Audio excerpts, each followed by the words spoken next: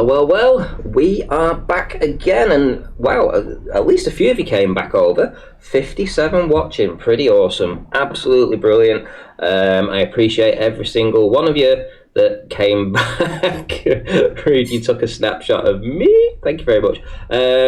So we're back, and we got Rude Earther here. So Rude Earther has been working on something all day long. I'll let him tell you about it in a minute. But we have Paige here, we have Rude Earther, myself. There's a few other people waiting to join as well. And if any Globe Earther wants to join, send me a message on Skype, ranty@rantyflatearth, or if you want to message me direct, it's ranty@rantyflatearth.com. You can send me an email. So in any event, we've just had Bob the Science Guy doing his presentation. If you haven't seen it, I would highly recommend you go and watch it. It'll be the last stream that I did. But this one's basically a Flat Earth chit chat, so we're going to get into some stuff, including a gyro and maybe some other topics too. But like I said, if anybody wants to join, they only have to send me a message and I'll bring you in on Skype. So let's do a quick mic check. I think Paige is just relieving herself at the lavatory, but you're there.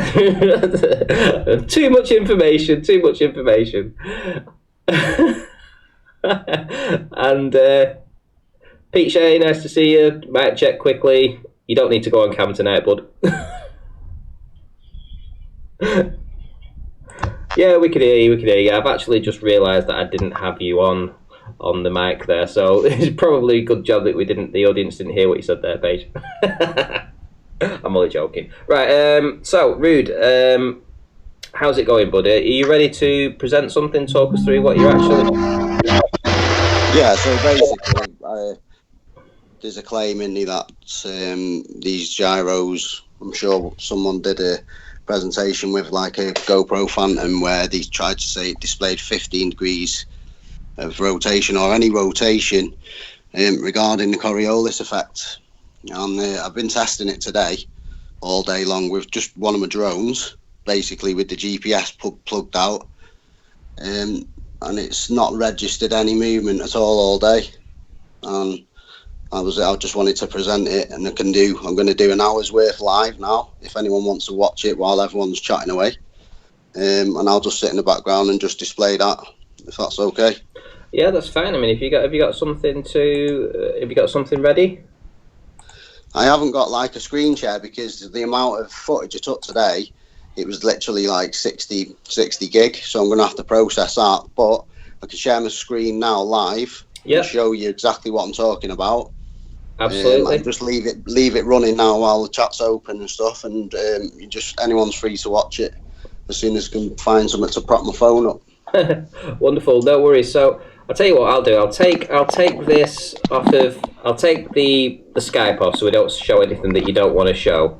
If you want to put yourself on mute. Well, actually, no. Do you want to show us the setup first? Would that be all right? Once you've. Yeah, that's fine. Yeah, show us your setup. So if you start sharing screens, but when you actually go to actually setting up the camera, I'll take you off screen and then we'll just leave it propped up. Yeah. Yeah, that's fine. Okay. Let us know when you're sharing.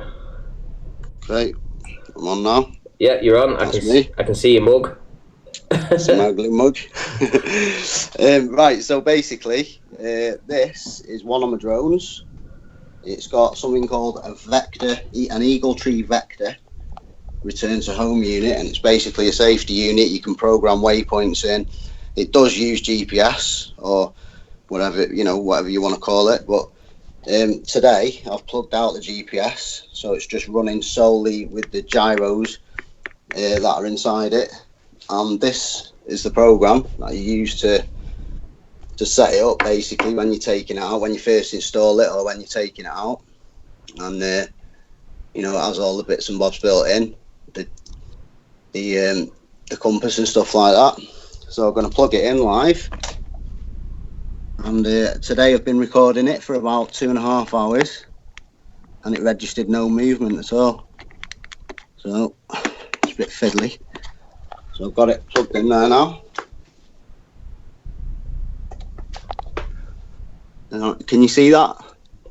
Yeah. we can see that. Right, so if I move the plane now, the gyros will register movement in any way, and they're just standard gyros, and they're free to.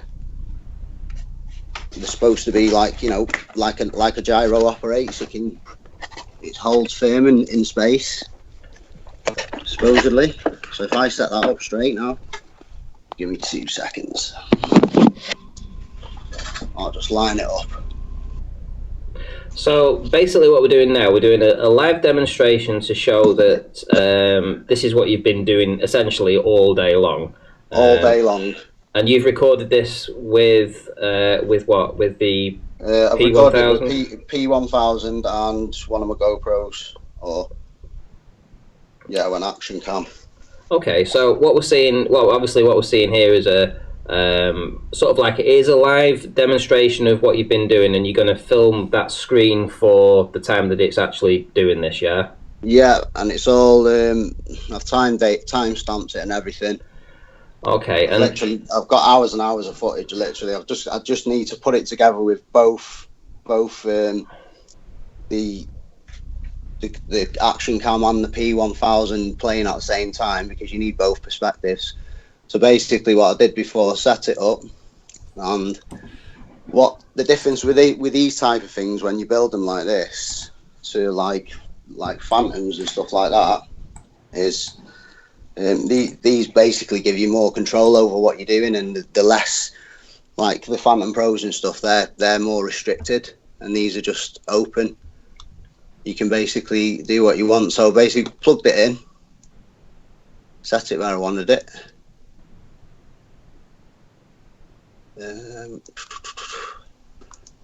Where is it now? so what are you going to do with the videos that you've already done during the day? I mean, are you going to upload these onto your own channel? Yeah, and then hopefully I don't, you know me, like I'm not after any subscriptions or anything, because I don't really make that many videos. But if you want to mirror it onto your channel, that's fine. Okay, so from the audience, here's what I'd like from the audience. Okay, so you've heard the setup, you've heard what he's done. He's taken out the GPS on his drone gyroscope. Is there anybody in chat that has any issues with what he's doing with the way that he's actually configuring this to make some kind of test? Because if there is, we'd like to hear it, and I'm sure you'd like to hear any counterclaims to actually what you're doing as well. I'm just running it quickly here just to display what it is as well. I'm not before I leveled it all out and I had it set out. I took my time and made sure everything was right. I made sure it wasn't disturbed, and I filmed it from all angles, so anyone can be the judge. Okay, so what type of gyro is it? Well, it's basically it's like a digital gyro. It's like a little mini tuning fork. But these globe earthers out there who've got videos, using them as an example of that, they'll show drift. They'll show the 15 degrees drift. I mean, they are quite sensitive. If I move it a little bit, it moves. It should pick up any movement around it. And it's based for, it's the basis of an actual flying, how they work, a device, how they work. I mean, when you're flying it, you get heads-up display, you get false horizon, and you get everything. Okay, so Toady UK says these are MEMS gyros and not physical gyros. Why would you expect an item not moving to see any movement? Because it's designed to detect the movement, isn't it? You've got people out there who are claiming that, there's videos out there, people holding these things on a globe, on a little globe model, and turning the globe and saying, look, they will pick up the movement. I'm just displaying that they won't.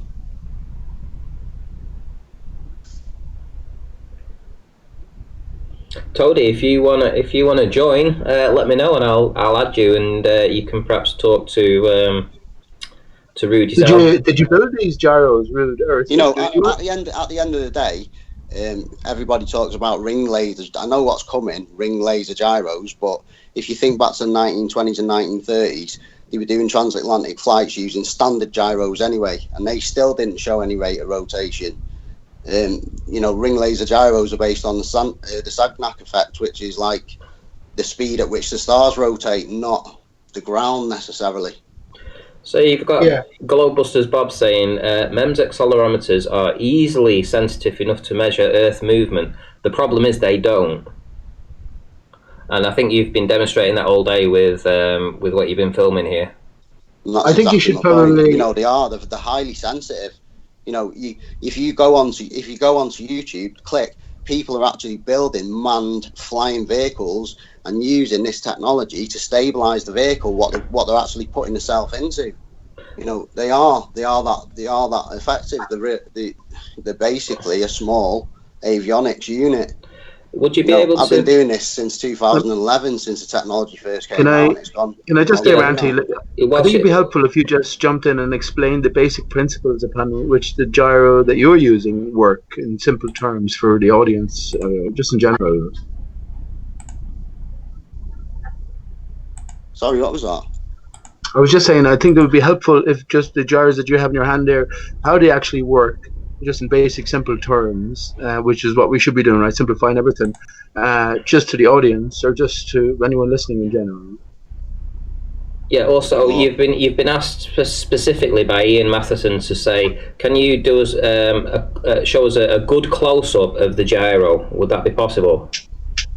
Well, of the unit, that's the unit there. Yeah. Gyro's inside it. So- It's a digital gyro. Can if you you- go onto Google and Google it, you'll get all the information you need. I'm not here to like teach you about gyros. Yeah, if sure. you want to learn about the ins and outs of a gyro, Yeah, but you're all just- smart enough to go on Google. Just asking you to say briefly Yeah, to it's the just audience, hang on. right, how your gyro works.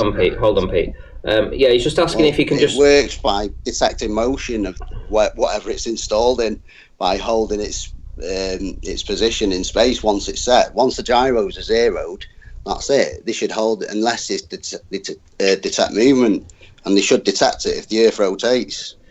Okay. It doesn't. Could you just give another close up of that unit though, just so that the audience can write down some numbers or It's called some an eagle tree vector. Eagle tree vector. Okay. Yeah. And right. Okay. So yeah, I see it. Yeah, the eagle tree. I see that at the bottom, and it's made it. What does that say? You see that? Yeah. Okay, that's perfect. That, yeah, brilliant. Cheers. So the last comment, it was a while ago actually, from And Toby. basically, this isn't the only type of controller. All these small vehicles use different controllers, but they're all built on the same thing. These two racing drones I've got, they don't even have GPS installed at all. It's just basic gyros. I'm sure it's like liquids. I'm sure they're like liquid metal gyros or something like that.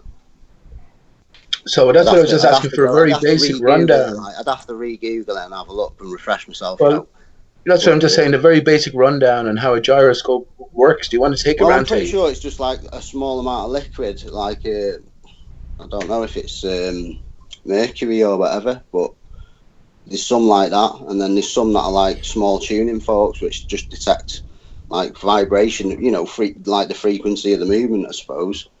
Right. They're all different. There's loads of different types of gyros. Sure, that's what I was saying. Anyone listening will not be sure about what exactly, if it does prove something, what exactly it might be proving. But on a fundamental level, a gyroscope, it retains its rigidity in space, right? Yeah, that's it. Holds its rigidity in space. But that's what I'm saying. It's the same as somebody using a physical gyro, spinning it up and saying, "Look, it's not detecting any motion." I mean, yeah, it's exactly the same. It's just a gyro. It works on the same principle, only it's made differently. Well, let me ask you a question. Do you think that this basic technology? Do you think that the military and the higher powers know all of this stuff? So if it proves that the Earth is not moving, well, they know it from the outset. Would you agree that that's a reasonable rationale? I mean, look at how we're debating it now. I mean, like everyone's saying, that's not. It wouldn't do it. It wouldn't prove it. It wouldn't move, It wouldn't detect the motion. Look at it straight away. It's just like, no, that's the wrong type of gyro. But a gyro it serves its purpose for what it is. Gyro keeps a vehicle in the air stable. It's just different types of gyros working on the same principle, holding the rigidity in space in order to keep you on a level plane. Right, and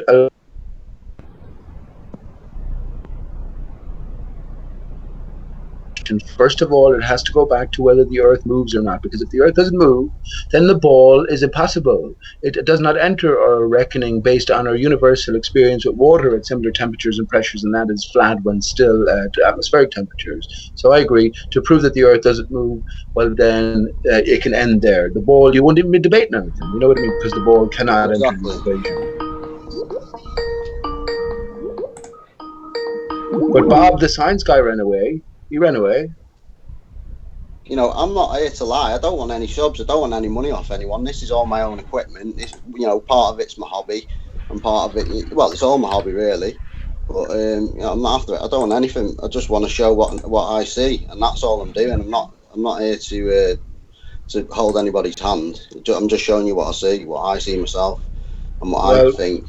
Because I will say a lot of this has been. I think you've been around as well. I'm not too familiar with you, but I think you've been around for a good few years. So a lot of in-depth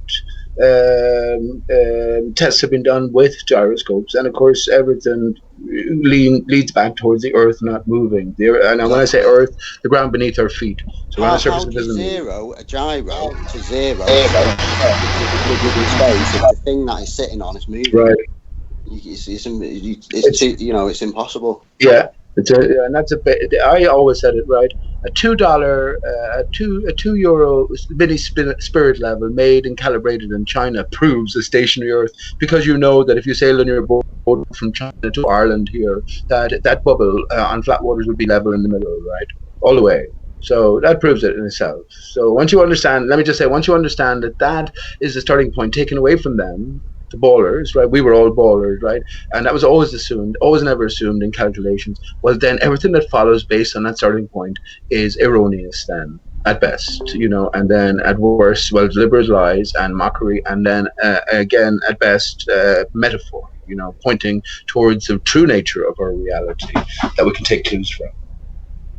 It's like, are you guys still seeing that screen anyway? See your computer screen. Can you? Yeah.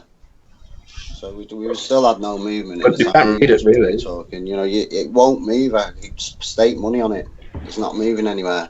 And if you look there at the bottom, it gives you the description of exactly what it's for. You know, it works as it would in a normal, in a real airplane. It works on the same principles. Right. And just to clarify, if the Earth is moving, right, over the course of an hour or half a day, you would have a registered deviation, because the gyroscope will remain stable, but yet the Earth itself would rotate to the appropriate angle. Exactly, and this system's actually got a stability mode, and when you can use it without a GPS as long as you've zeroed your gyros pre-flight, and once you switch that on, the plane will continue in a straight line. And it won't deviate from straight. It will aim straight and continue flying on. If you just give it accelerator, it'll just continue in the path that you switched it on. You know, it keeps its level. And if you did it so many miles, I mean, I can with the system I use with my goggles and my ground station and stuff, I could probably get on a good day 20, maybe 30 miles at a push. People are doing I'm sure they're doing 80 miles is the long distance, you know, record for this type of equipment.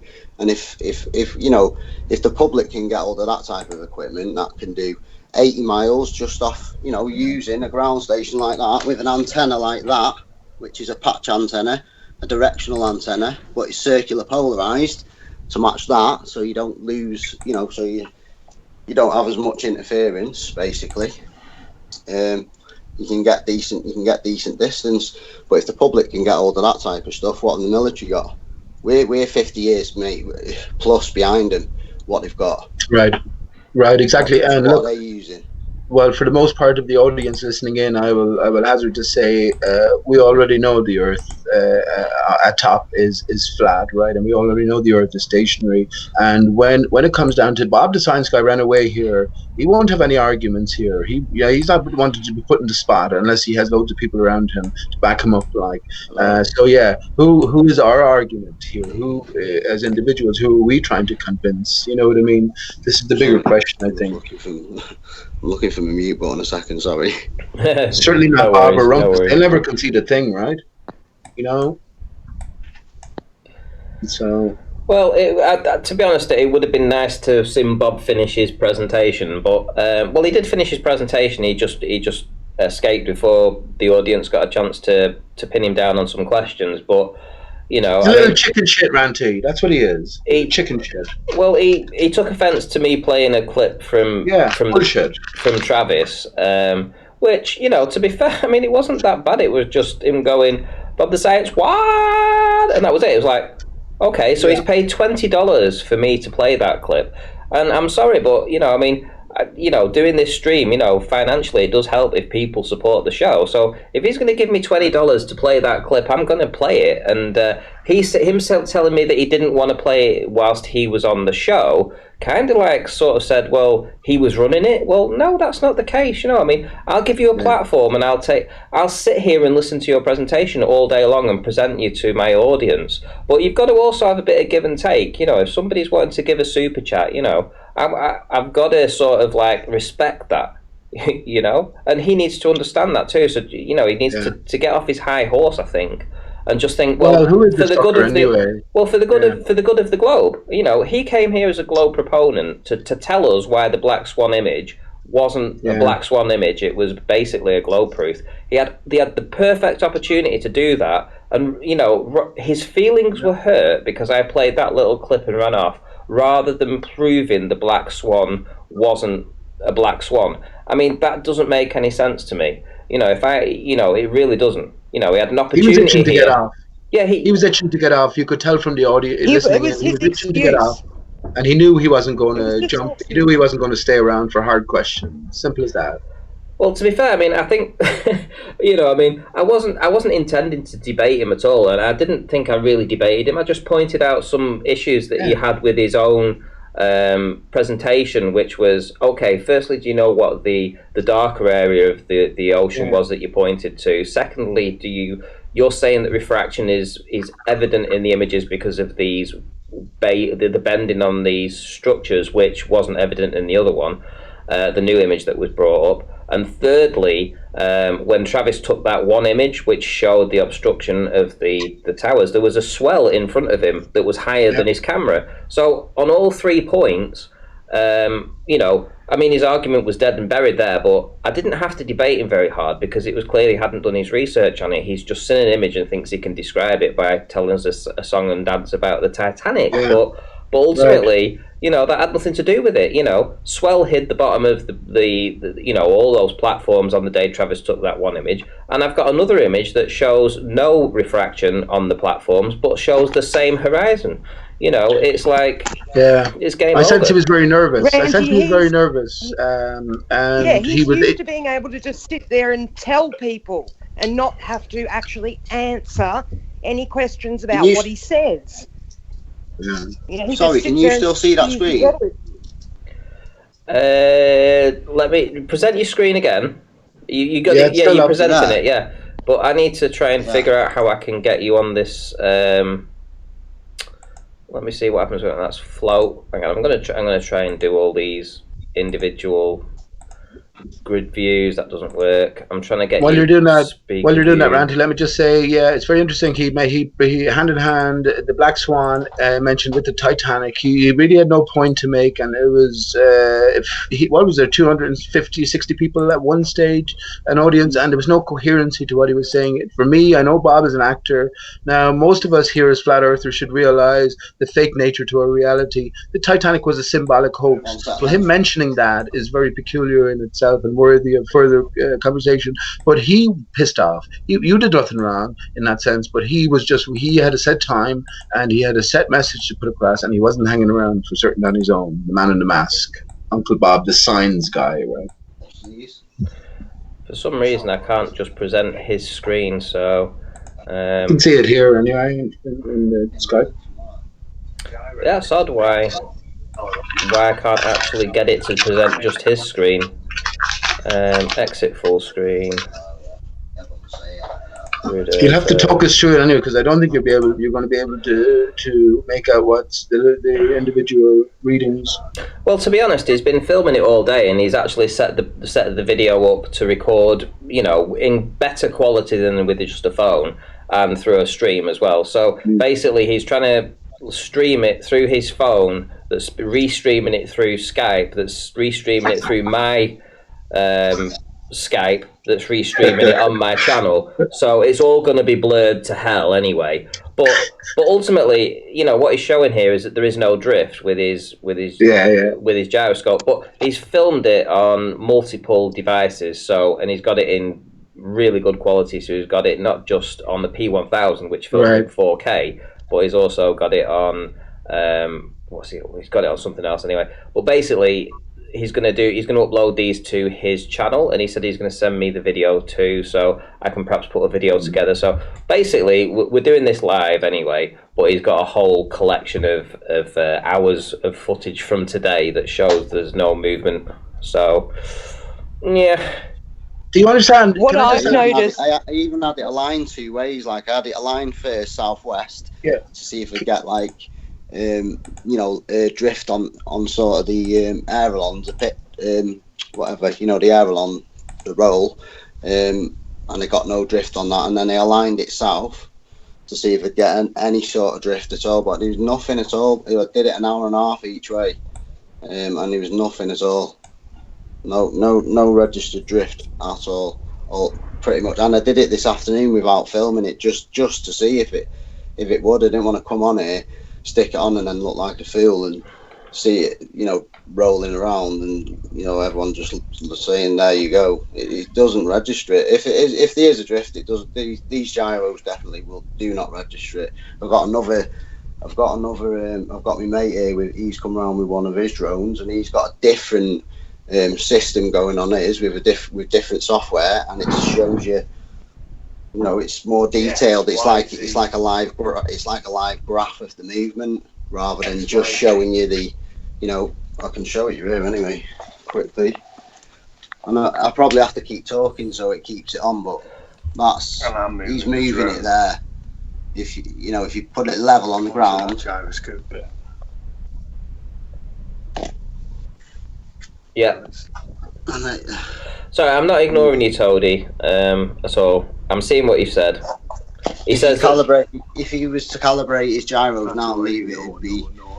He's got all the axes are all not. These are accelerometers. These. They're basically probably registering me shaking near it, like standing near it. Well, yeah, there you go. Okay, what would you say to Toady? So this is Toady's. He's having a hissy fit right now. The MEMS on their own are accelerometers only. As they are not moving, why would you expect to see an acceleration? No, they're not, because on this software here, you've got the accelerometer registration and the gyro registration separately.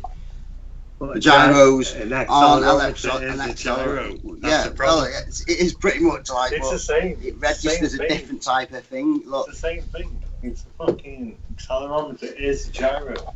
That's the whole point of the fucking thing, man. Well, yeah, it detects accelerations. No, that's what it is. Yeah, that's what gyro. That's the movement in either way. Yeah. Wake up, people.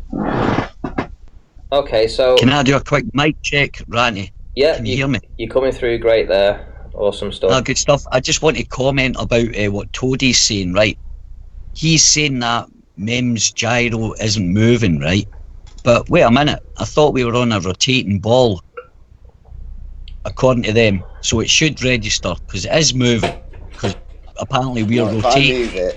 If I move it, even if I move it, wait a minute, I'll let it settle for a second. And even if I move it at a very slow rate, it will detect really.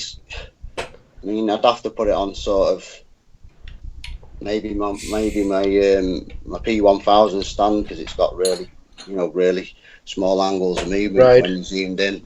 But I'm pretty sure it detects it. Well, if anything was moving. From Ian Mattison, he says, "Could you please ask Rude to manipulate the MEMS and show us the readout on his screen?" Well, this is what I'm doing here. Look. Yeah.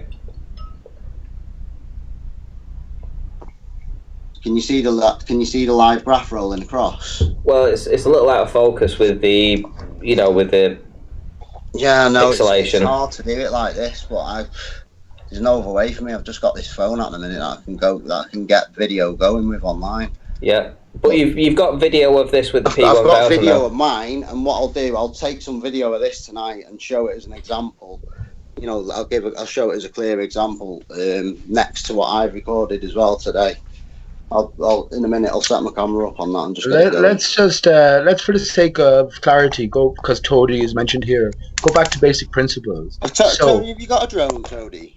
Yeah, but hang on a second. Let's just deal with his point, because if he's saying that why should any movement be registered when there is no relative motion? Because the drone is located on Earth, which is moving, and even though 1,000 miles an hour, the equator is given at the speed. Why would a plane insist on using? Hang on, please. Can I hang on, bud? What's wrong with you? Let me finish, please. I'm just to clarify for anyone listening. This is Toadie's point, right? The main bowler here, because Bob, the science guy, did a runner.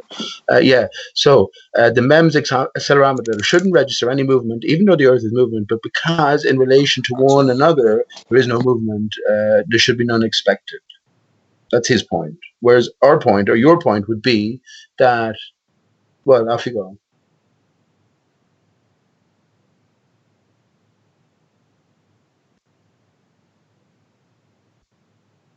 Hello? Sorry, right. Was that directed at me then, Pete? Taking the piss or what? Sorry, mate, I fell asleep. No, basically. Cheeky bollocks, right? Listen, right? Why would a So Toady, okay, Ranty, can you relay Toady's question to this guy then, please? Forget about me for a minute. Why would an airline insist on using a ring laser gyro? Because if it needed to, you know, register the movement of the Earth, but no gyro would, and they were using standard gyros in the 1920s and 30s. How did they fly planes across, you know, do transatlantic flights with a standard gyro if a ring laser gyro is the only thing they can fly a plane with, because they need to measure rotation? Fucking get real, mate. I'm not even arguing. We all know the Earth is flat and stationary, man. What's wrong with you? Answer Toadie's objection, though. It is flat. Answer Toadie's objection. Ranty, you might put it to him again, because he doesn't seem to have any regard for me, so it's not my objection. Well, to be honest, Pete, you came on here the other night and started claiming in the chat that I'm here trying to tell everyone like I know everything, and then I sat there the next night and listened to you waffle along for 4 hours. So now when I hear your voice, my eyes just instantly start to close. And who are you, Sorry, man? Yeah, if you want to relay the question, and I was busy anyway with my equipment, but if you want to relay the question, I'll listen to you now and then I'll answer it. Okay, well, let me just say what CrowXE says. So he says CrowXE thinks that what Toady means is that the accelerometers detect acceleration, not rotation. Rotation would be acceleration, wouldn't it? The Earth? It's movement. Isn't the Earth in an elliptical orbit, not a circular one? So, doesn't it? Not at any point in time, Paige. The distinction here is made between the drone, right, which maintains the momentum of the Earth as the Earth is spinning. So Toady is saying that no registering of any acceleration should occur because everything is in a harmonious motion. But it registers on a pendulum. Well, I know this is all bullshit, man. Well, I know you do, Pete. It's rotating. It's excuses as to why we don't see it. I know, but everything, Coriolis, curve, everything is an excuse as to why we don't see what we're supposed to see. It's getting ludicrous. Of course it is. That's why it's frustrating. But Ranty chose to air Toadie's question, so that's all I was doing, airing Toadie's question in a different sense. Everything we're told is from the system, mate. They don't let anything out that they don't want us to know. You know, you can't accept one part of the information that they provide you, mate, and then not accept another on the same when it works on the same basis, like. And everyone's at it doing that, and it's just ridiculous. Well, who are you proving the Earth doesn't move to then, man? Who are you going to all this effort for? I'm proving it to use. But you already know it 4 years ago, man. I already know it 7 years ago. Yeah, you might know it, but a lot of people don't. You discovered it, mate. You discovered the black swan. You did everything, but you never left your computer. Right, well, here's the thing. What do you mean I never? Hang on, Ranty. What do you mean by that? Well, have you done any observations and that? You know, I've done lots of observations. Proved anything to yourself? I've done lots of observations. But anyway, hang on, please. I've done lots of observations and have a point of view on things as well. We're free to express them. I guess I'll go on mute and let these two battle it out. It seems that they've got an axe to grind with each other, so okay, let's hear what they've got to say. Toady. How about I don't Toady like here? mentally ill. Get Toady in. I'm not asked. I'll speak to him. I'll speak to anyone. Listen, and when I talk about the Black Swan, Travis here, who took the original Anacapa Islands imagery in 2016 and Spurs Chemo presented it, right? There was loads of hangouts back then. I was talking about the Parent Horizon back then, right? And that's all. That's just a matter of fact. That's all. If you don't like me personally, that's fair enough. I had no issue with you, mate. So you took one up with me the other night, you know. Well, who were you very rude? I'm Someone mentioned not the here ether. assuming that I know everything. Yeah, no one's To be flower honest was with you, talking about the everyone, ether. Everyone listened to you babble on for 4 hours the other night. No one saying that listened you to me discovered babble on for everything. anything. You discovered everything. You trying to take credit, mate. That BSMLB video, that Black Swan, that was only a few years ago, mate. I was sub to him when he had no subs. He's been I'm doing talking that about for the a long Anacapa time. You can't Island take video. claim for that. Hang on, please. Travis is here. Is he not? Or Travis is in chat. I'm talking about the Anacapa Island video, which is a neighboring aspect to where these oil rigs are. So I'm talking about that. Now, you might not be aware of my story here, right? So maybe you got the wrong end of the stick here, possibly. That's all. And sorry, let me just say to Ranty here, Ranty, you know people have experimented with gyroscopes in the past to great detail. I mean, it's not as if we're just coming to this arena for the first time. And I'm not saying that anyone who's coming to it now and looking at your information will take something away from it. But in general here, you're preaching to convert. All I'm doing, mate, is showing what I can see, like I said. I'm not coming here claiming that I've got photons and electrons in bottles in my house and that they exist when you can't really see them. You know, you just have to assume that they're there because things work. Electricity is, so you have to therefore assume that there is electrons. But no, mate, I'm not there. I'm just showing you what I see. Yeah. So here's the thing. I go down to the beach with my P1000. I see well too far than what I should see. You do, and listen, Rude Earther, I can't, say any more about you because you do actually go out and you actually get stuff done, and I appreciate you coming on and doing your presentation, what you're doing right now with the gyroscope for sure. Because regardless of what anybody says, this is relevant information in whichever way you package it. It's you're actually showing something that somebody then doesn't have to go and do. So you're actually presenting something that is valuable, you know. And potentially valuable, yeah, exactly. And whether it's can be debunked or whether it can't be debunked, whether there's a reason for it or there's not a reason for it, it's still something that then somebody's actually done this, and then it's actually just registered in somebody's brain that may have been thinking about doing this, thinking, oh, I wonder what would happen if I actually took the GPS out of a fucking drone gyroscope and let's see what happens. Well, here you go. You've got somebody that's actually doing it. And I'll guarantee you anything you like that you haven't done it, Pete. I haven't done it. I bet Paige hasn't done it. I bet Ali B hasn't done it. But, I will guarantee that probably 99% of the people in the chat haven't done it. But here we have somebody... 99% of the people own a DJI drone, which is pre-built in a factory. You can't take the GPS out. It's already plugged in. It will only allow you to fly in certain places. You can't even take off within so many miles of an airport with them now. Well, drones aren't using a free of GPS. They're just basic gyros to detect movement.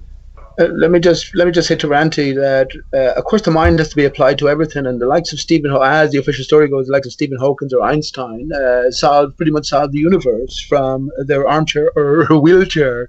So it's an application of both, right? Now, I don't take away from anyone's observations. I have my own observations. Ask me about them in a different matter. You see, whatever you might prove here, Rude Earther, of course you know that I already know that the Earth is flat and stationary in relation to the spinning ball. So I'm sort of focused on different areas. So I don't take away from any genuine work. Absolutely not. The ball is disproven from the outset. And Ranty, look, how many shows are you in now? You can't just constantly aim your first show, your 31st or 101st show in the same way as you aimed your first show. Here's the thing. Progression. Here's the thing, we haven't. If you look at it another way, I have just been sent 4 lasers, which I asked for. I asked Dr. John D to send me 4 lasers. I didn't ask to send one. There's plenty of videos of people going out with one laser and shining them across a lake and saying, hey, we can see this.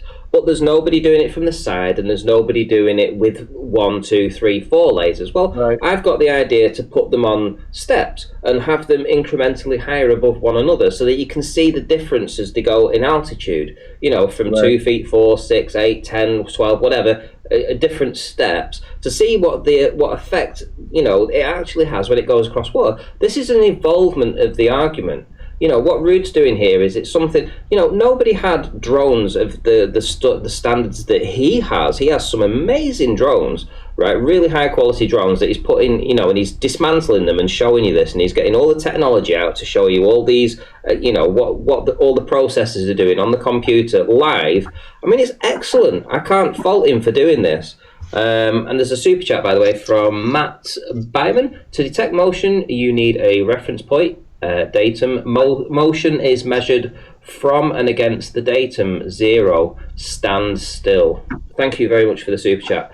But yeah, so people going out and getting their hands dirty, I absolutely love that. And Pete, if you've gone out and done observations in the past, fantastic. I'd love to see them. And I'm sure other people would too. But when you say that you know, you do show 1 and then you're on show 101 or 501 or something, you're not doing anything different. Every people are evolving their argument. I'm not just using 1 laser, I'm going to use 4, and I'm going to see how they react through the I didn't know about that. Come on. Yeah, I didn't know. That's the first time I've heard about And that. these And things I take have. time. The thing don't is, they? like, Yeah, this is But an hang evolvement. on. I was talking about the likes of Bob Ranty being on tonight, and look at how far progression has gone there. I'm not talking about that though. If you now have in your possession this equipment, I could think of an immediate experiment that would prove a flat Earth. Actually, if you could just find sort of a stretch of water with some sort of an island in the middle at a relative distance. I can even think of loads of places here in Limerick. And yeah, by doing that, have someone on either side and you in the middle with 2 lasers and 1 on either side.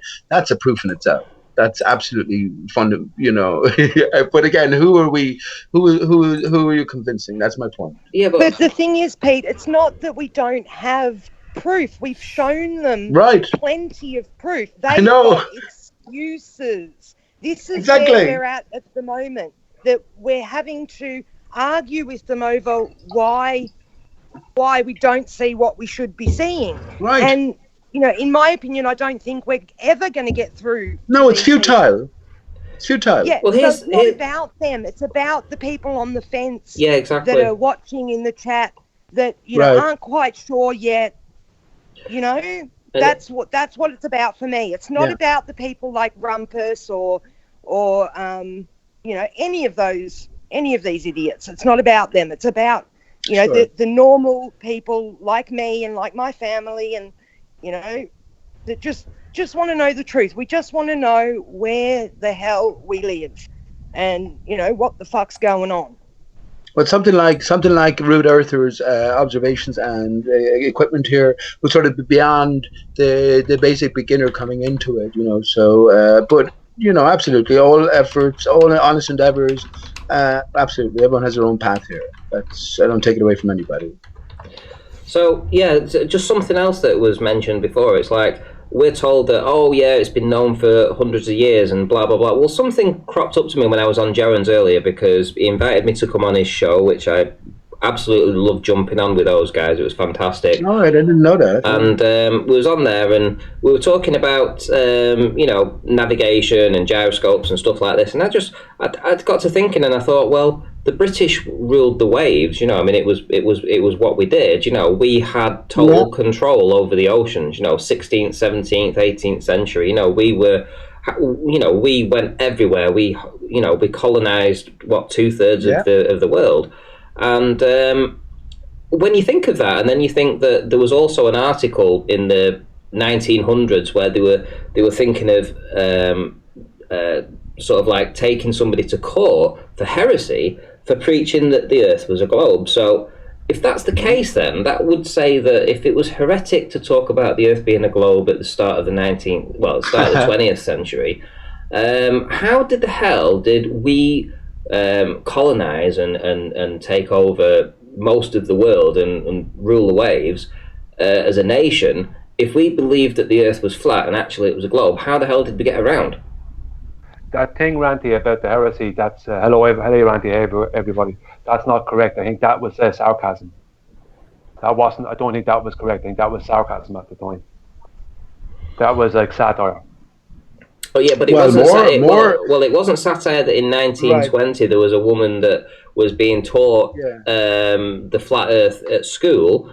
Yeah, that's true. As by Durst did the Right. video of somebody being So taught. hang on, Ranty. So more to the point is how much of history can you actually trust? So now as we look at everything with new eyes, especially our present, look at how much history will be changed to our children if they go by the official stories to events like 9/11, etc. Yeah. You know, the shape of the earth. So when we go back to 100 years ago and we find that these possibilities are in play, then if we go back to the likes of Newton, I've been saying for the longest of times, or Cavendish, for instance, brought, I mean, what validity is to the existence even of any of these characters, not to mind the associated stories attached? These are the deeper questions, and well, it's here that I guess everything sort of collapses, or everything has to come under the microscope. Okay, What do we believe? So here we go, guys. Before I introduce, we got Brian's Logic that's joined, but I just want to clear up what happened in the last show with Bob the Science Guy, because he's actually responded to a message that I sent him. He said basically he didn't want to get into childish crap. I said it was disappointing that he didn't stay and totally annihilate the Black Swan. His response to that was that yes, he did. He came to answer questions, but you went with a child, your loss. Then he goes on to say, send them to my community page. I have a section to take their questions. So if anybody's listening and they have a question for Bob the Science Guy, go to his community page and leave your question there. And lastly, he says, you owe me a public apology. Well, thanks for saying that. Right, carry on, guys. An apology for what? And he even said, tell him to send a $20 super chat and he can ask his question. So didn't he send it? Didn't Travis send it on a $20 super chat? Yeah, he said send. Yeah. So what the fuck's wrong with him? Well, he said send another one. He said, and. Oh my God! So it's all about money. All about money for prostitution. you. Yeah. Wow. I tell you something for nothing. That guy is a guy in a mask, a face mask. Look at his forehead wrinkles. They don't wrinkle at all. His eyes are sunken in. His face is like a slapped arse, as you'd said.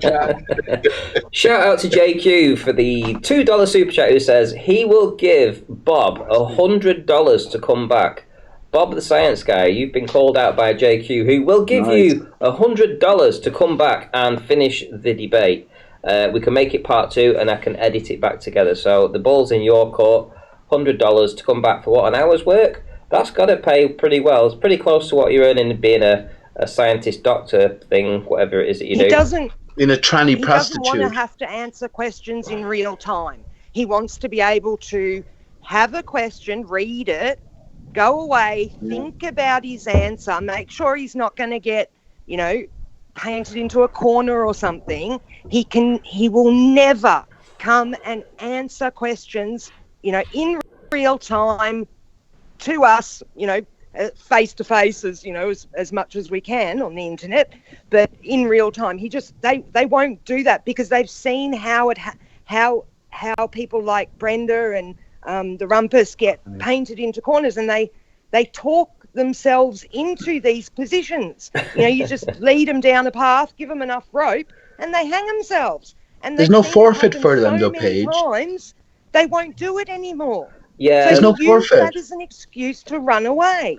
I kind of feel bad because I didn't intend to debate him. And it's the first time that somebody's done a presentation and I've actually just sort of wanted to clear a few things up, because normally I'll let people hang themselves, but what happened there was that he's come on. He's got quite a large subscriber base, so he's come on, and I'm thinking, okay, so he's making this presentation, and there were so many flaws in his argument that I just needed to address it. And I don't normally do that, but I needed to address it immediately, and I needed to put him straight about a few things.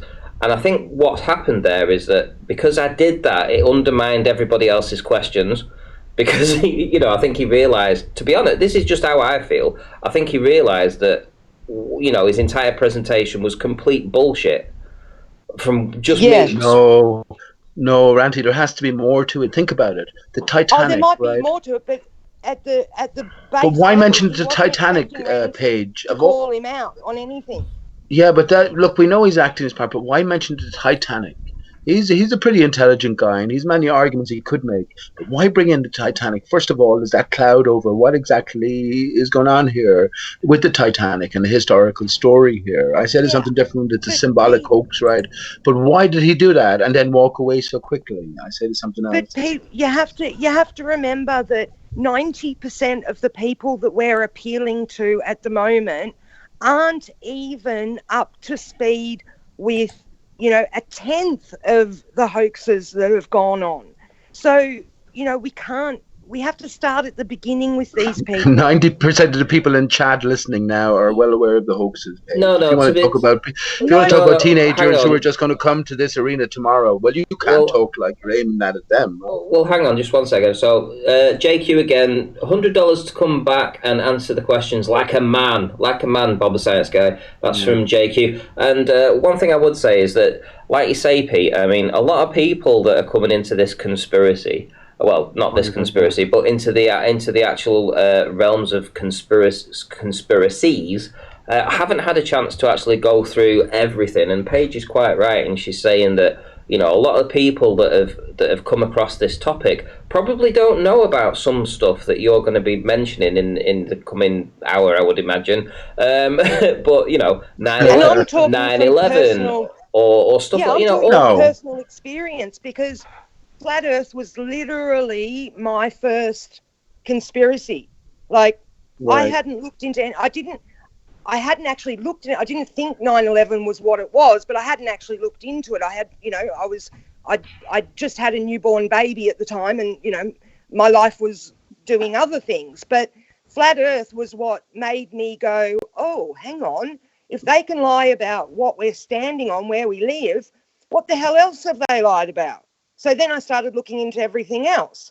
So you can't just assume that everybody looks at things the same way you do, Right. But hang on, Paige. Hang on. So you haven't reached the end of your journey. Can I quickly ask a question? Sorry, Pete. Let me just say, Ali. Because I just in direct response to Paige, please, Ali, and then I'll. Ali, 1 second, please. Direct response to Paige, and then I'll let you go off. Well, I just want to ask Ranty. Took the photograph. It's a dead quick answer. You going for ages. I just want to answer the question. No, well, I'm going to insist then on just saying this to Paige, Ranty. I'm going to insist on saying it to Paige then, Ali. Honest to God. Okay. Anyway, Paige, all I was going to say very briefly before Ali came in was, well, then you're not at the end of your journey. If you decided you're at the end of your journey and you have sort of teaching quality. Hang on, Paige. Hang on, please. I'm just saying that, Flat Earth in one sense is just the beginning. So we can't worry about people coming into this arena when we're still stuck in the middle of it ourselves and trying to figure out our own. But I am going to worry about people coming into it, because there might be people like me who, this is the first thing that they've ever looked at, and they need a little bit of encouragement to know that it's okay to look at these things. It's okay to dissent. It's okay to say, no, I don't believe you. Some people just want that reassurance, Pete. You've got to stop,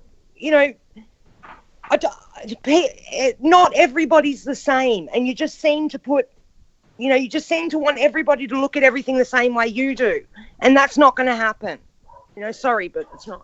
Okay, no, it's okay. Right, so hold on. So who took the photograph, Ranny? Which photograph are we talking about, Ali B? This one with the boat sailing. Oh, right. Okay. Yeah, I'm trying to say something about that, Randy. Yeah, sure. Okay. Can I get an answer to the question first, Brian, please? Yeah, well, he can't give it to you. He doesn't know. Yeah, I'm not presenting it, and it's actually Brian that's presenting it. It's an image that was found on Mick West's channel. I don't know where he got it from. But I just want to shout out Elijah Freeman, who says it's because Bob didn't even know it was a video. Indeed, he didn't. He just thought it was an image. It was a video, and he's quite correct. He didn't do his research on it. But as regards to this image, Ali B, it's a random. It really is. Nobody really knows. I'll get a bit of background on it. It could be photoshopped, right? No, it's not. If you leave me tell you about it, you'll hear about it. Right? Yeah, it's not, and it's easily explained. It is just an inferior mirage of the sky. But what's happening is that it's the sun or something that's behind it that's reflecting the sky behind it. So it's acting like a shadow. that's coming from behind it. So you're only seeing the image, you're only seeing the boat, and then you've got a shadowy kind of skyline around it, and that's all it is. It's a total inferior mirage around the boat. I've shared this for a reason. Now, this is not a mirage. That was what Mick West. This is what. No, he claims it's fog. Yeah, he did claim it's fog, but he said it's not a mirage. But he's wrong too. It's an inferior mirage. Where's the real horizon line, Brian? If you leave me speak about the thing, I'll tell you about it. Right? So just take it off the screen. Okay, go ahead. Go ahead. Speak. I have a reason for sharing it. Okay, go ahead, Brian. Right. If you search for looming on Google, you'll get photographs like this. There's plenty of them out there. Behind the sailboat is the actual horizon. This here that we what looks like an horizon is not an horizon, right? That here that looks like the boat is in the sky. It's not. It's mirroring off the sky onto the water. But this is what's called looming. This is officially looming, right? But the boat is not looming up in the air. It's that the mirror from the sky is onto the water, but the horizon is behind it, right? The horizon. If you look at the photo, it's hard to see in this one. You'd have to download the photograph yourself. But the horizon is behind the boat. The reason I'm showing you this is that what Bob the Science Guy was going on about earlier, right? This completely disproves all his, not that it was needed to disprove what he was putting forward, but this completely disproves all that. Okay, this is what looks like the horizon, but it's not. There's only one horizon, and there it is back there. That's the horizon behind the sailboat. That's why I'm showing it. Right. And this is what I was talking about. The apparent horizon is never the real horizon, and it's all sort of an illusion. So would you agree the water is mirroring, Brian? You're wrong. It is the real horizon. There's one horizon, not two. There's no two horizons. There's one horizon. The apparent horizon is the real horizon. It's the geometric horizon that they're not coming up with. There's one horizon. What are you talking about the horizon behind the boat then? Because Bob was trying to put a thing forward to say he was trying to show two horizons. Yeah, and he was showing all the stuff up in the Arctic and up in Greenland, all this other nonsense. This proves anything Bob is talking about. If you go back to what Bob's presentation was, this is the guts of it was that he was trying to show how there's two horizons, but actually right. So where is the real horizon in this image, Brian, if there's only one? Right, I agree with you. Hang on, so what would be the apparent horizon? Hang on, Ranty. For years now, we and you have had the same thing out, right? You've always maintained that the apparent horizon along below the boat, where the sky appears to meet the land, is the real horizon. Everything else has to be explained then in terms of refraction, inferior mirage, etc. And I've always said, no, it's not the real horizon. So Brian has just clarified what I've been saying now, in more ways than one, I think. And that isn't even the real horizon, actually, Brian. Brian's voice wasn't coming through. Yeah, that's what I was trying to say. I was trying to say that we weren't hearing. I heard Brian. I heard everything Brian said. Yeah, but we couldn't. We couldn't. It was just sort of going. Okay. Just pop yourself on mute there, Travis, mate. You're making a hell of a noise there. Yeah, cheers. Basically, what Brian is saying is what we would all identify as the visual divide between the water and the sky here. It's not the real horizon. If you change the contrast, it's actually just up and around the boat area, all the way across the screen. And what we're seeing is a sort of a mirroring effect. The sky has been mirrored elsewhere to the boat, and the boat provides the contrast then to have itself its own mirroring along this layer. That's pretty much, I think, what Brian is saying, which is what I've been saying since 2016. And let me just add, Rumpus said the other evening on Ranty's Hangout, Rumpus was the one to say no one else is talking in this world about the mirrored water layer and my explanation for these things. And I said, well, that might be the case, but you can be damn sure that militaries and all intelligence agencies, etc., know all about this shit. It's obvious. So, Travis, you joined. Was there something you wanted to say? Travis and Brian, I'll go on mute. Hey, Pete's on mute. Come on, guys. Sorry, okay, yeah. Okay, I got it. I was talking. Sorry.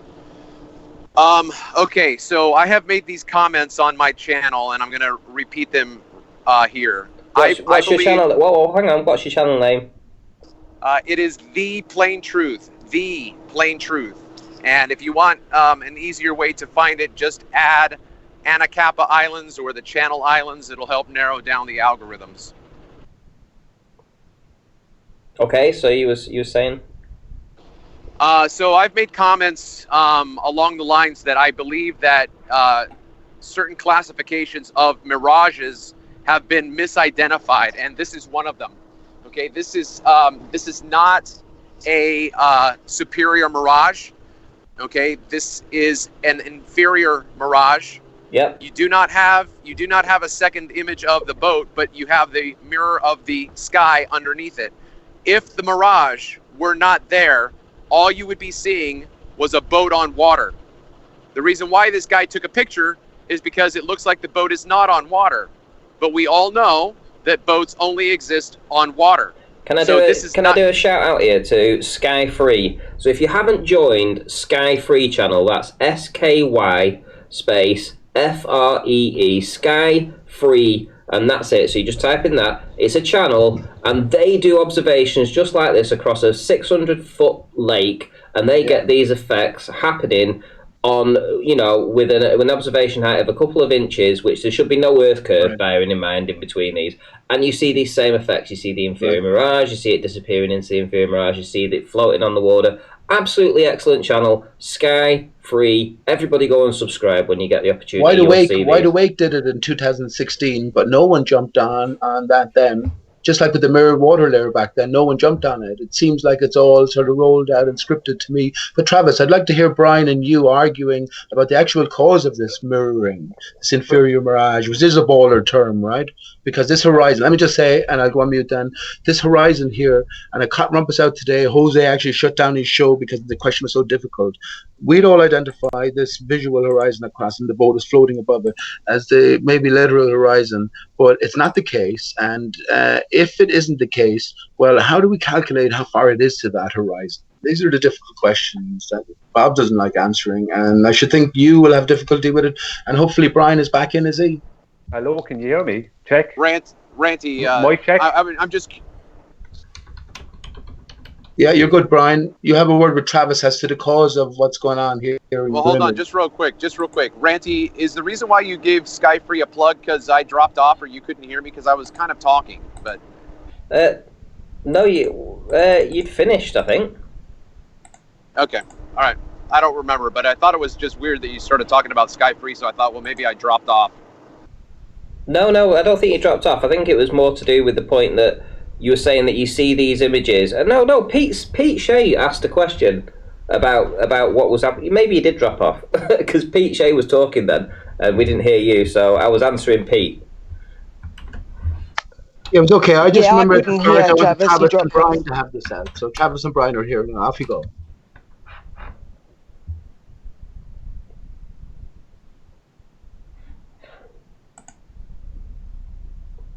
And Paige, yeah, well, if Plain Truth and I'm not sure what you want us to do necessarily. I don't think that we can explain this. Okay, I don't think that we can science refraction. When you look up websites on refraction, as I have, every single time I sit there and I look at the screen and I think they have no way to verify their description of what they think is happening. All they're doing is describing what they think. Oh, well, the air is hot. Oh, the water is hot. The air is cold. Oh, there's blah, blah, blah. That's all bullshit, guys. You cannot science this. You cannot. Because the closer you get, it's like trying to find a rainbow. The closer you get to the rainbow, it keeps moving away from you. So you're never going to get to the place where this mirage is happening. You can't science it.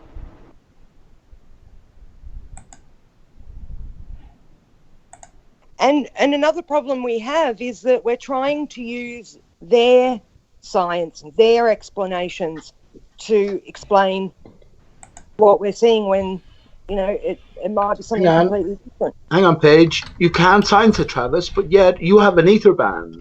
This is your explanation as to this mirroring, this band, this layer. And the whole distinction here is, I've always been saying it's the water that the horizon is always an apparent horizon, and it will show up in the background when there's sufficient contrast. But your explanation is that it's the air itself, and that's very problematic. And that's why I think Brian was on here with this image, talking along the same lines as I was, and that's why Brian must be cut off because he's not speaking. Well, I think to be fair, Pete, if you're thinking that it's evaporation that's causing this effect and that gives the inferior mirage, I mean, I would be more inclined to believe that than light rays bending.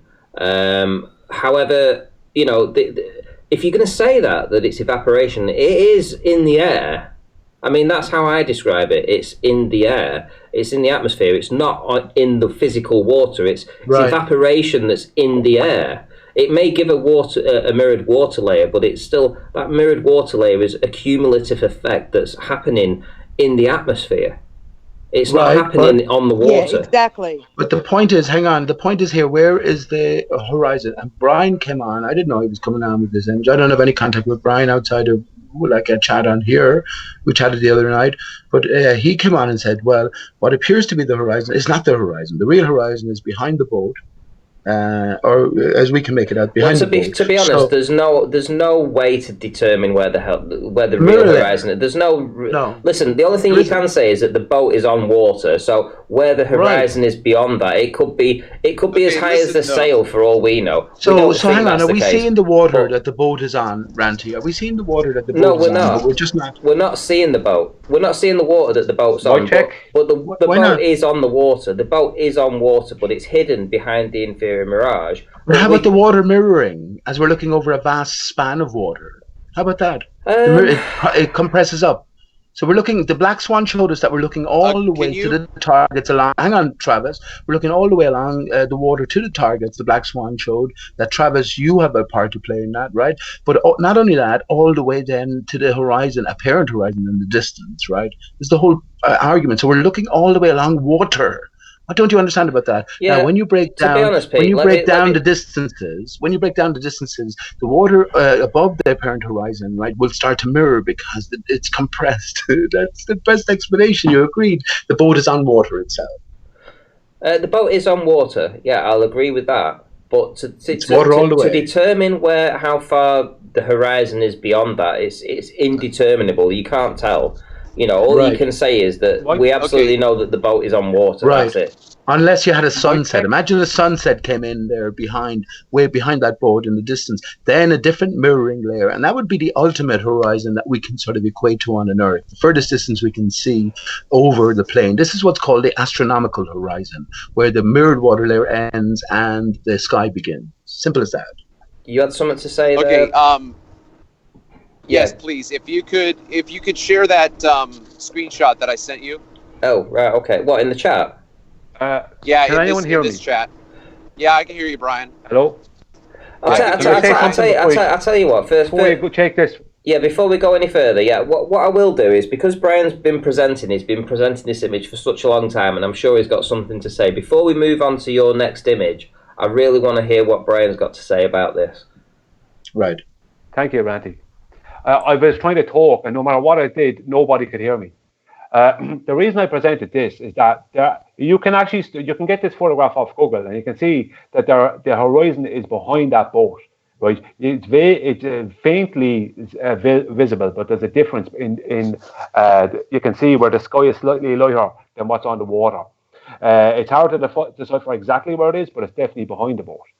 The reason I showed this is the only photograph, this and a couple of others, that do exactly the same thing like this, where the sky is mirrored onto the water. This is the only examples of looming. This is it. Now, what Bob was trying to put forward earlier was that basically a mirage stopping you from being able to see what was on the water. That's basically what Bob was trying to put forward earlier. This is actual looming, right? This is the only examples of looming. No, this is not looming. This is what Google put forward as actual looming. I'll put it this, Travis, you send me a photograph of looming then. I already did. I put it in the. I put it in one of Ranty's chats earlier and labeled as looming. But if you give me a second, I can do that again. But this is not looming. Is magnification. It's not being. No. It's not bringing. It's not bringing an image up over a curve in the ball model. You're missing the point of why I'm asking you that. Looming is not real. Yes, it is. Looming is only part. This is the only example of looming. Okay, looming is not a real thing. You need a geometric horizon. A geometric horizon. Because all looming is based on R. All right, let me just make a clarification. I did not write down the citation. I can probably look it up and find it because it was just a generic webpage for discussion on refraction. Part of the description in looming is magnification. Okay, so instead of using looming as rumpus would, that it is refracting an image up over a curve, they also have a description of looming that includes magnification. So I can give that as a demonstration that on the record, magnification can be associated with looming. So just give me a second. I'll go find those two images and give you what I would say is a demonstration. Yeah. So hold on. See, rather than getting an argument about looming, my point is that this is the best example that Google can give you of looming. This is it. When you try and find looming, you'll find this and other examples very similar to it. This is it. So this is like, there's no geometric horizon in that's decipherable in anywhere in this photograph. There's only something that looks like it's the horizon, but it's not. Right. Brian, let me ask you, Brian. Is it the water that's doing the mirroring of the sky, or is it something in the air? I don't know why the sky is mirrored onto the water there. I don't know that. Well, there is water, right? So where do you take the horizon to be? Remember, this is a zoom. None of this is visible to the naked eye. So these are artificial conditions to begin with. You can view it. It's like this. You're right. I can see it. It's behind. And the boat is underwater, and the boat is mirroring itself, right? No, the boat is actually just there, just sitting on water. There's no mirroring aspect to it. What's that bright yellow, white thing at the front, at the stern of the boat? That's just the sun on. That's just the sun onto the white part. Okay. Yeah, that's all that is. Okay, but look, Ranty agrees. We can see all the way along the water. So how might water behave over a vast expanse? Right. This is all. Reflective, I'd say, like a puddle. Like a puddle. It compresses up. What am I trying to get at? No, Pete. Like he keeps saying, but what about the mirror? Like, what about it? Like. What's causing it, Paige? What's the issue here? We're trying to get to the root. We know Bob is a nonsense speaker, so we're trying to get to the root cause of what we're seeing here. Brian is saying that the actual horizon is beyond the boat. I understand that, Pete, but you just repeating the same thing isn't getting us anywhere. Listen, Paige. Listen, you explain to me what's going on here then. Paige, explain to me now what's going on here then. To me, it looks like I can see where the horizon actually is behind the boat. And to me, it just looks like the sky has been mirrored somehow. I don't know whether it's mirrored by the water that's hanging in the air or by the water that's actually under the boat. But the sky's being mirrored and making it look like the boat's floating. Right. But it's so what? Whether it's the water in the air or the water under the boat that's mirrored. It makes all the difference in the world. It makes all the difference in the world, but you just haven't... Why? That's what I'm asking. Why? Like, you tell us it makes a difference, but why? Well, first of all, then, as Brian pointed out to Travis, all of the different sort of definitions associated with refraction go out the window because all is sort of applied to a spinning ball Earth, right? So then everything has to come under a different sort of microscope. And as I said, if this mirrored water layer is a thing, then we're flat earthers, right? Mavericks. So this is a different sort of definition, different explanation we're given to reality. And ultimately, this is what we're trying to explain. So you say it might be the water or it might be the air. Travis says it's definitely not the water. I say it's definitely the water because we can see all the way to the target and beyond. And that makes a fundamental difference in terms of progress. Right, so let's play this video. This is Sky Free. So Sky Free has a RC remote controlled boat that they go across this pond. It's 600 feet across.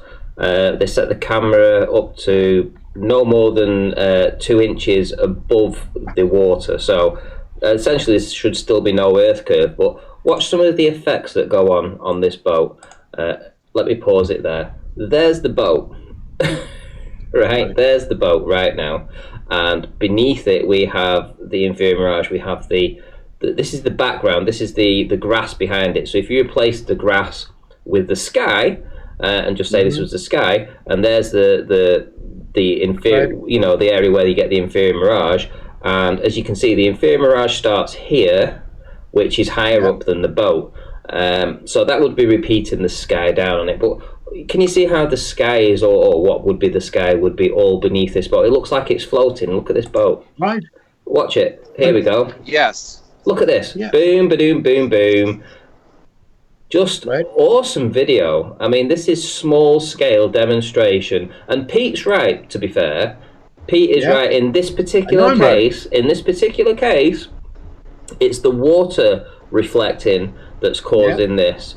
But I have plenty of observations too, which also show this same effect that cannot be demonstrated with the water reflecting it. It has to be an atmospheric. You should have direct line of sight to the object. I think because he's too low here, this has to be a reflection off the water. But there are other. I think we both are right in our individual ways. It just depends on the altitude of the observer, the distances, and the weather conditions on the day. Sometimes you'll see this effect on water, physically on water, but on other times you'll see it in the atmosphere. And we say that literally as in, like, it's not a reflection off the water, but it actually happens with something above the water. So whether that's evaporation or something like that that's happening, we actually see that effect, and that can be demonstrated. No, Randy, you're wrong. Hang on, you're wrong. You're basically wrong because when we see mirroring on the beyond the horizon, first of all, we've misidentified the horizon. But when we see mirroring, it's solely down to the water. Right, in the air you have other distortion effects, right? But this is the big crux of the point. Sorry, Paige, off you go. You get mirroring like that on a hot road, though, and there's no water on the road. That's short distance. Short distance. We have to remember scale here, and it's still no, that's showing not you true, that it can Pete. happen That's both it is true. ways. It is true, and especially when you have large bodies of water around, it's the water in the air that is doing the reflecting initially, right? Air. Yeah, so both. It can happen both ways. Water in the air making a mirror layer, and water, actual physical water on the ocean making a mirror layer. I think Angie's right that you are both right in your own ways. Well, if you think about what you're saying, then all the water particulate that's doing the evaporating will blend in with the greater body of water. And because of the acuteness of viewing angle and looking over, this is the crux of the matter here. So first of all, let me just say, Paige, we're leaving aside ball earthers like Bob or Rumpus because they've always assumed a fixed geometric horizon according to observer height. So now we're trying to understand what exactly we're seeing in relation to looking over an extended span of what fundamentally water. This example Randy has applies to the larger scales as well. It's the water that compresses to the vision, right, or to the camera, and appears like a glass mirror. We can observe the furthest bank. We can observe the furthest bank, so we can observe the mirror line. Can I just say, well, hang on, guys, be quiet. What I would say here, can I just Pete, address something in chat quickly there? If you like, and then I'll carry on. Go on. He's saying that the ground spins very slowly, but it's supposed to spin at 15 degrees an hour, and it's I had that unit plugged in today for nearly 3 hours.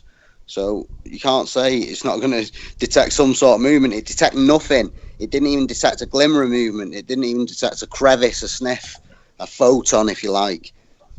Photon of movement. Just had the other one turned on for an hour, mate, and that's not detected anything.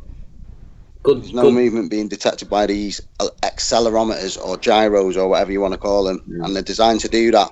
The world record FPV flight using the equipment that I use is 135 kilometers out and back, and it was a 5-hour flight. No motion. These gyros don't give for curvature and rotation and that. It was a straight flight out and back, and that was it. The earth doesn't move underneath anything that leaves the ground.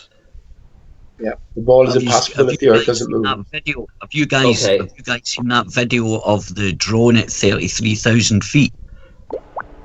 Can we get to that in just 1 second, Ali? Just 1 second.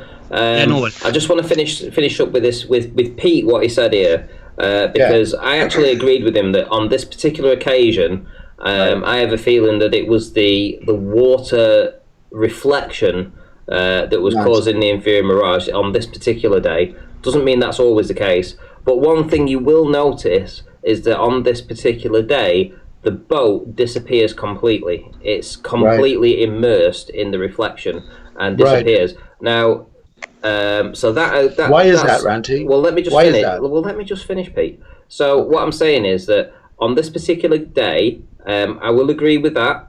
But on other days, I've observed it many times too, and so's the plain truth, that it goes behind what we would class as an inferior mirage. So, and we believe that that is atmospheric, and we can demonstrate that. I can demonstrate that it is atmospheric, and it I'd love cannot. to see it. I may No. Next time, maybe next time I'll demonstrate it. But for this particular show, I'll agree with you that the very shallow angle and the reflection of the water, for whatever's happening with maybe it's to do with each pixel can only take up so many. So much of the light, so maybe the boat gets absorbed by that in some way. But you'll watch the boat; it completely disappears, and there should be no reason why the size of this boat over such a short distance should disappear to anything. Not even a globe. So, I can tell you why it disappears. Because you haven't decided how far. You see the apparent horizon here, and let's identify the back mirror line where the land sort of mirrors. You haven't decided how far that is. The boat is actually disappearing into its own reflection. It's not of sufficient contrast to outweigh the sort of acuteness of viewing angle and what you, the observer, or the camera picks up. It's all just a matter of sort of dissecting the information and three-dimensionalizing it. You know what I mean? And this is what the difficulty is. This apparent horizon is not the real horizon. It's always just apparent, and the acuteness of viewing angle. And now, if you scale this up to images over 20 miles, which you have, Ranty, the same thing will apply. Well, if the wider conditions are suitable, if there's a few different conditions, acuteness of viewing angle, weather conditions, lighting conditions, and incoming tide, outgoing tide, all that sort of stuff, wind, that's it. I still, I have a feeling that there's an area below, just beneath this inferior mirage, that where all this things happens, and I've been able to demonstrate that too. Maybe it's hidden behind this water mirror layer, but as Paige says, that same water mirror layer could also be produced by evaporation over a very, very long way. So over 5, 6, 7 miles.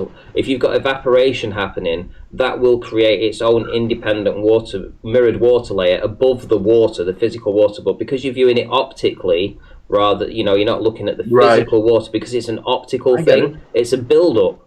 And it fluctuates from day to day. If I can say something, please. Well, let me just say, Travis, let me just say to Ranty, then you'll have to decide the question that's on the table at the minute. Where is the horizon, right? And all the images that you've looked at, we've sort of misidentified the horizon, just like the bowlers have in a sense. Would you agree? Of course, yeah. Well, I didn't hear what he said, to be fair, Pete. I was just listening to let Travis go there. I was just listening to Travis saying he wanted to actually make a point. Yeah, but you were talking to me, so I just wanted to finish by asking that. But off you go, Travis. Okay, hey, Travis, can you hear me? Can you hear me? Hi, Aaron. Hey, what's up? Ranty, I want to let you know that I gave Aaron the link so he could join. That's absolutely fine. That's absolutely fine.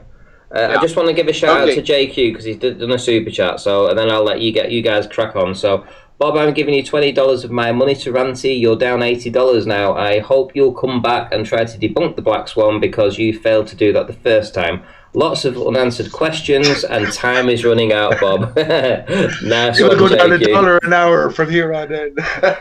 Right, go ahead. So, Aaron, thank you. Oh, Barrett. By the way, Aaron, super guy for giving me a massive, massive super chat when I reached 5,000 subscribers. So, thank you very much. I do want to thank you in person for that. And you've been a great show supporter as well. Yeah, I appreciate you. And look at your show. It's going. Let's do it. Let's do this. Right, Travis, you wanted something to say. Go ahead. Yeah, thanks. I don't know if Skyfree is watching right now, but I have made the suggestion to that channel, and they've seen it. I know. We they can do this because it's on what they need to do, because they can control their variable, is they need to get another boat or this one boat and put that boat right on the horizon and then walk around the lake and do their measurements. The one person stays there with the camera so that they can see that the boat is staying right on the horizon. The other person walks 90 degrees, looks to see where the boat is, gives you the measurements, and that can be done. So that's part of that solution when we're dealing with things that are more accessible to us. Like on my channel, over and over again, I have said, I need someone in a boat. I need someone in a boat. I cannot do this on my own. All I can do is talk about it, but it's getting us nowhere if you can't get somebody out there to measure where the horizon actually is. And that is the limit of the mirage. The vanishing line is where the mirage begins, and the mirage ends where the horizon is. That's the limit of the mirage, but we don't know that physical distance. Can I just say, awesome picture, by the way? Can I just say, awesome picture? What, the boat? Yes, awesome picture. I put that up, Randy. Yeah, okay. Yeah. Right. Can you see the horizon, the real horizon behind Also, again? no, hang on. Let's finish with Brian. With Travis. Sorry, go ahead. Okay, so just if you want to do a quick discussion on my lighthouse, we can do that. Otherwise, I put in 2 contrasting images in the chat for Brian, what I would consider looming. Hey, Travis, I'd like to. I'll look in a second. Real quick, I'd like to yell at Travis real quick. Don't put definite terms like limit and beginning on the ether band, right? Because we don't know, like you just said, okay? You said we need to know the limit and all this stuff. Is that ship on water, Travis? Can you answer me the ship that's on screen? The Brian come is on, make sure you keep it. Let Aaron finish his point. Hang on, please. That's important. Is it on water or is it resting on the ether Hang on, wait a minute. Let Aaron finish his point. Pete, you weren't speaking. Finish. No, he didn't. Let him finish his point. Pete, let him finish. Mostly done. I just don't want Travis to put limits on his images. You know, like definite. It's just a description. It's just a description. It's the best I can do. Right.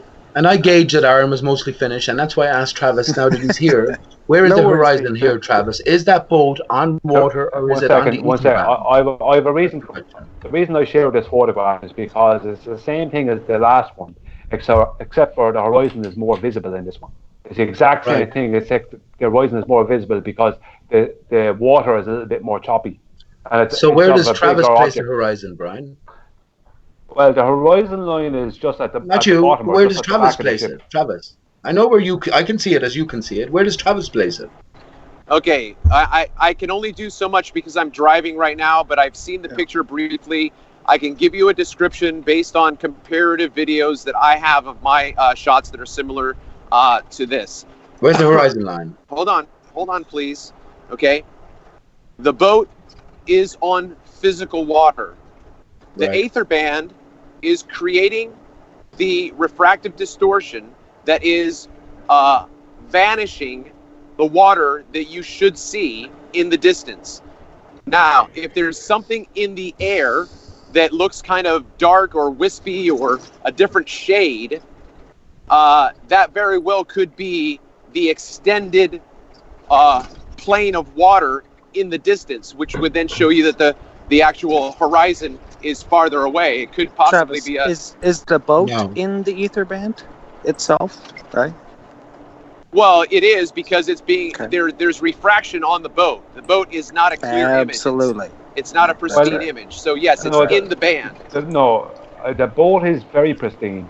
The point of this photograph is that the sky is mirroring onto the water. Right. There's nothing happening to the boat. The same with the sailboat before. That was just a grainy image. But this one is better. There's nothing wrong with this boat. The mirage is not on the water. There's no mirage. This is not mirage. This is reflection. This is reflection. This is not mirage. No, it's not. Reflection. No, it's not. Refraction. Yeah. It's not a reflection. I'm sorry, gentlemen. It's not. Well, you'll have to. I don't know where this mirage is.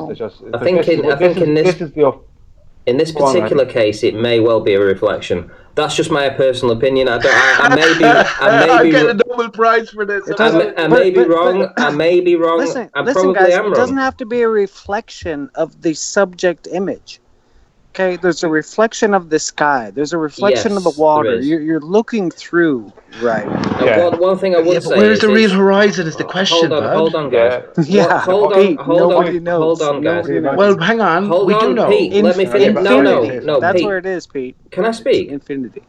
Hello. One thing. It doesn't appear that on this particular day the mirage or the reflection, whichever one you're going to call it, doesn't appear to be quite as strong as the floaty one, but it still looks floaty. You can still sort of make out the horizon. You can still sort of see where the sky meets the perceived sea. So ultimately, that is where you would class the horizon, because it is just an apparent horizon. It doesn't mean it's the physical horizon or any kind of horizon, because a horizon let me just say, if a boat, say 10 times the size of this boat, sailed in the background, that would set up its own horizon then in the far distance. Yeah, but these are the points. These are all apparent horizons, but we're looking over an extended span of water. Yeah, it could. For all we know, that horizon could be as high as the boat. For all we know, the real true horizon could be that high. Right. But the apparent horizon is down at the bottom of the boat. Now you're getting it, Ranty. Yeah. If the sun set, like, can I just say, if the sun set behind that boat and you were able to capture it in this image, right, then a whole different horizon or mirror line would set up, and this would sort of fade into the foreground. But if that was a stronger mirage or a stronger reflection, what you would see is the same as the image that was presented before. You would see you wouldn't be able to distinguish the water that's clearly beneath the boat, because it would be the same colour as the sky. It would just blend it out completely. And then what you would say is, that where the grey meets the blue, that is the horizon. You'd say this was looming. But it's not the case. Think of a puddle. Let me just say, think of a puddle on a rainy day, right? It's not always going to be as reflective as when the sun is out, and especially the sun is in a particular angle. This is pretty much the same thing. Let me ask Pete, real quick. If I lived on a globe, what would I see? Because you're exactly right with the water mirage layer, the mirror layer there. Like I know that since 2016. We can see a lot of stuff. That's right. Now, but we don't live on a globe, so that's a silly question. It's all a thought experiment.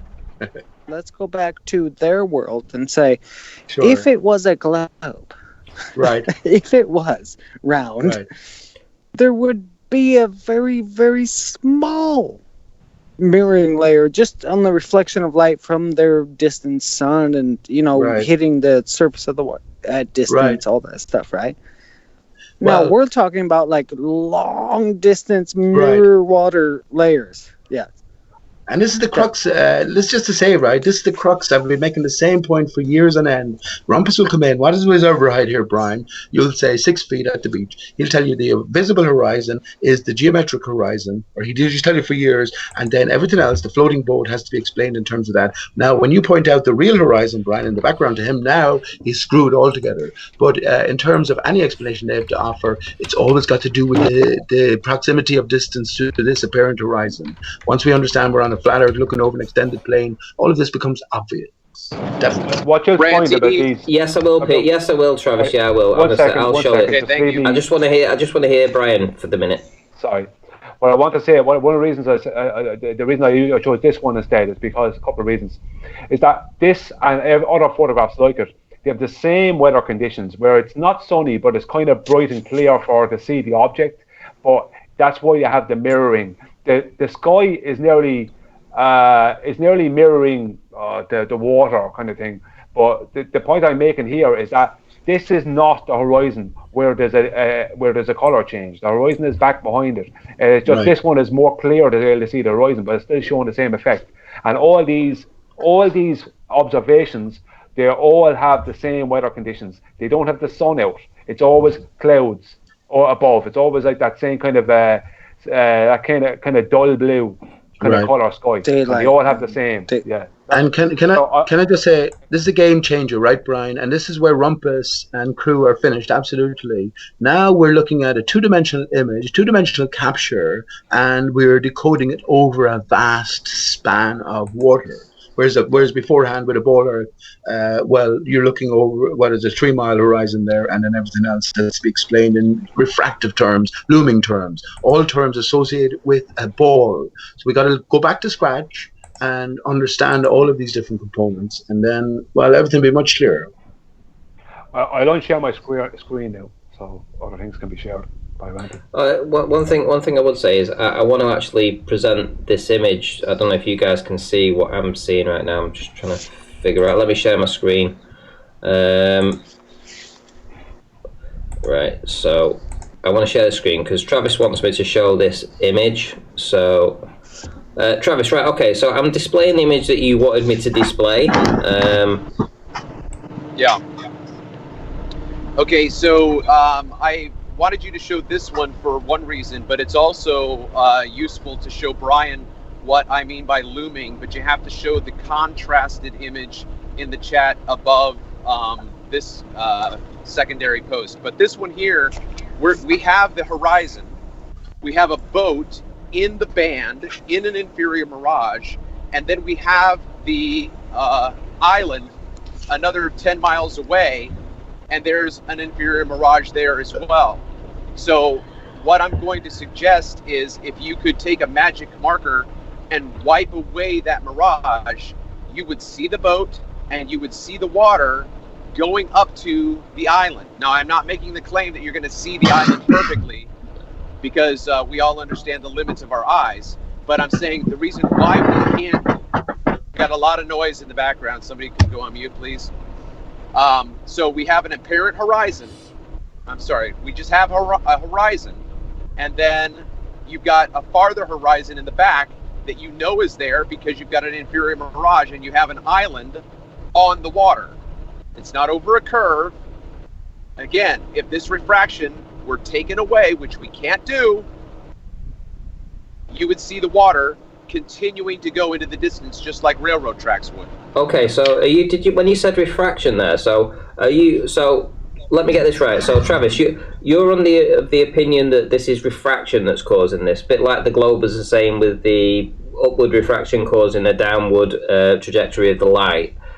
Is that what you would go with that rather than the reflection of the water? Correct. That's correct. Yes. Okay.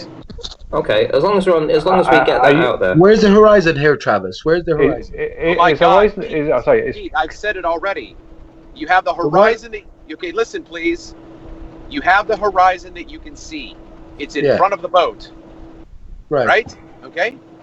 And then you have the island with an inferior mirage. Right. If we could take a magic marker and remove the mirage, you would lose the first horizon and gain the distant one. Right. I agree. Okay. Okay. So where's the horizon for the boat? Do we identify that by the mirror line as well, the fold line, as Rumpus calls it? Well, I think that there's magnification going on there. The scaling is not right. If you cut that boat in half, you're not going to be. It's kind of like what Ranty was showing with Sky Free's boat, right? That boat is mirrored on itself and it's swallowed up in its own reflection. It's in there. Right. Because so imagine you could suddenly swing to an orthographic view here and turn to the side here. You would see a vast distance between what appears to be the apparent horizon, the mirror line of the boat, and the distance then to the furthest island. Sure. Okay. Yes, that's correct. So once we take that into consideration, let me just say, once we take that into consideration, we can pretty much agree that as we're looking at the islands in the background in relation to scale, we can see pretty much all the way to the target. And, well, that's along water, right? Sure. So, Pete, you're thinking in parallel, right? Straight line? Well, I'm thinking about it in orthographic. Go to the side. Take it to sort of side view to it. To this image, two-dimensional image. I've been to a clown show. And I walked in front of a mirror that made me look fat. Right? Right. Who is this? Who is this, by the way? This is Aaron. Aaron. How you doing, Aaron? Yeah, how are you doing, Pete? I love you. Yeah, not bad. That's why I say it's happening, by the way, a hall of mirrors in the sky to give us the skylights. But yeah, continue, please. Yeah. Sure. So what would cause that not at a clown show, but at distance on a camera would be temperature, pressure, humidity, density. There's so many cool factors that does it every single day. Right? Okay, so let me jump in. Hang on. What does that mean? Are you talking about you? I thought you were, for a minute, you were in a hall of mirrors or something, a clown show, and you saw all manner of distortions and mirroring. What I'm saying about the image that we see there, about with the island and the boat, and then the antenna ears there are so many factors, which is what Travis, I believe, is saying, like that. Possibly. The truth is simple, though, bud. The truth is simple, Aaron. Pause that image. There's only one factor, and that's you're looking over an extended span of water, and the water behaves differently Yes. as it's in the distance. So you're looking at what actually. Hang on, please. You're looking at what amounts to a local mirror to our perspective. So you have to decode the 2D image in a three-dimensional sense. That's all. What would you say about looking through water? Through air? You can't look through water. Yeah, air is water. Well, no, I understand air and that all other distortions, all manner of magnification is a big one. 50 million billion tons of air in its particulate or water vapor form in the atmosphere, we're told by science. I constantly remind Rumpus about that. It's like if you're looking through a 30-mile span, as we put our finger on the other side of a glass of water, how much air does it take, or how much water in the air does it take to distort an image to the degree, and they'll just deny it completely. No when magnification. I say air, when I say air, I mean ether, like Travis says. It's ether. It's humidity, temperature, pressures, currents, like local water currents. You're looking over. He's only 5 foot tall, right? Right. And so you're definitely looking through a medium. Right. And so when he gets shots like this, and there are deviations in like, oh, the boat's close, the island's far, the oil rig is now hidden. Hell yeah. It's a carnival mirror. Right. Absolutely. But what you see from the Black Swan image is that now you can see all the way along the water, not just to the targets, but beyond, well beyond. So if there is any mirroring, can we consider that the water itself is doing the mirroring? And yes, of course we can. Or at least if you don't entertain that that's a possibility, Absolutely.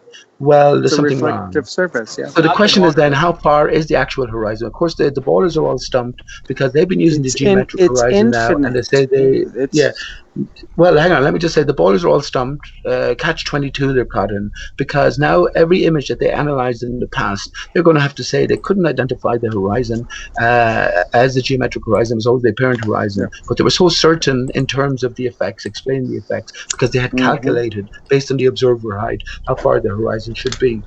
So they're cut, catch-22. But this is not about the ballers. This is about explaining what we can actually see over an extended span of water. Could we I have to take perspective into account. Sorry, say that again, please. Can you pull up the other image, please? Which one's the that? Other eye. Well, if you scroll up, I put two images next to each other. One is like a salmon colored. It's the island. It's the same island. Yeah. Okay. So yeah, I'm presenting that. Hang on one sec. Let me share my screen so you guys can see that. But I'll tell you what. After this, within the next 5 minutes, I really do want to get on to Ali B, because he mentioned something before, and I want to talk about that. Sorry, Ali.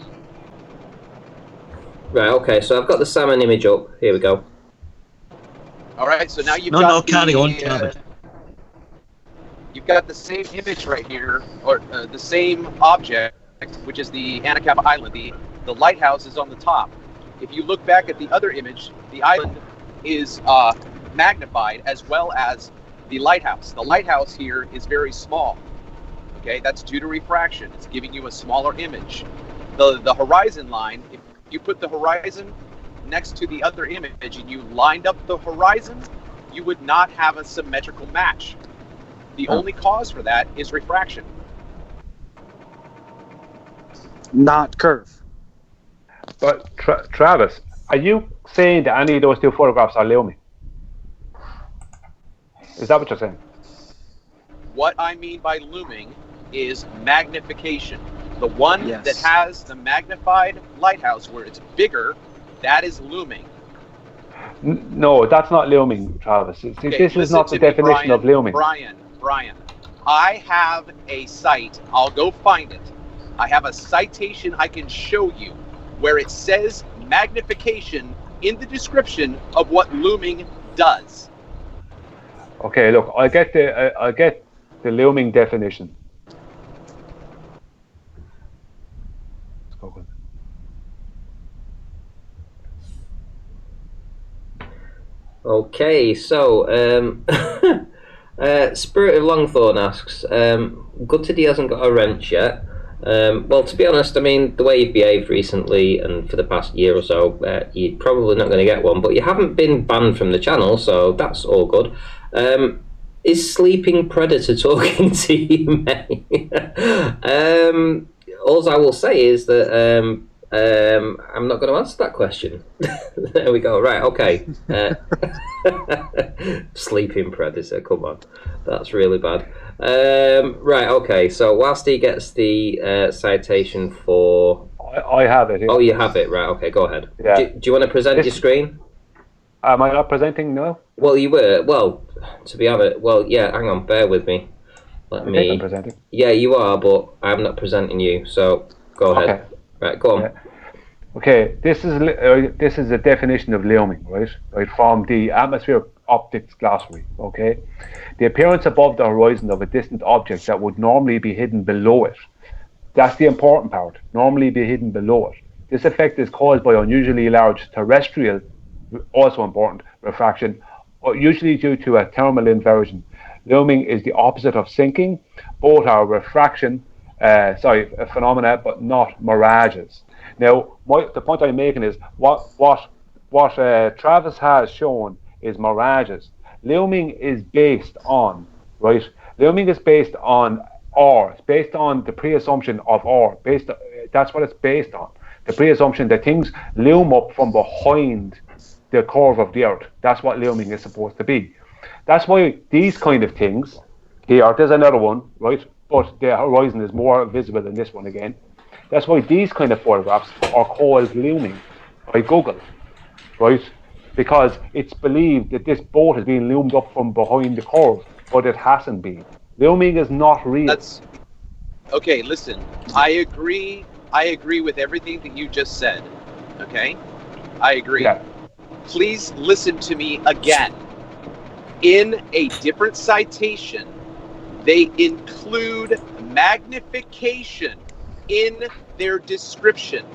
So that is what I'm calling it, okay? If you want me not to use the term looming, fine. It's magnification still. It's being magnified. Travis, Okay. I can give you a very good example of this. It's called a shadow. When I stand behind a light and I see my shadow on the wall and I raise my hands up like a monster, that's what the looming is, right? There's a monster, or that shadow right there. It's magnified. It's not raised up, right? I'm not raised up. It's just that the way light works, which is magnification of a shadow. I don't disagree with Travis. What he's saying. Sorry, could I just make a point here, because Travis has been using the word looming, and now he says that it's magnification. Well, there's two massive differences there, right? Okay, and this isn't me having a go at you at all, Travis, at all. It's just that we just want to get some clarity with the terminology here. So looming in the globe model, looming is being lifted up, so it's not visible, so it's being loomed up from behind a physical obstruction. In this case, it would be Earth curve, right? So the obstruction is the Earth curve, and it's being loomed up from behind that. No. Magnification is seeing something and having it magnified up. You have to have your eyeballs on it to magnify it, so you have to see it. I agree. So that's the two differences.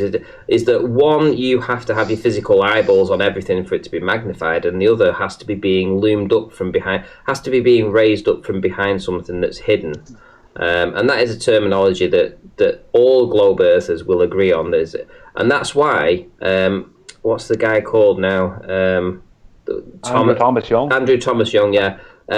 Corrected the rumpus when he was using this terminology, this looming, because it isn't, close-up looming, little bits of looming, it's not looming, it's just refraction. His idea of, taking this looming, everything he said was being loomed, it isn't the case. It has to be being lifted up from behind Earth curve.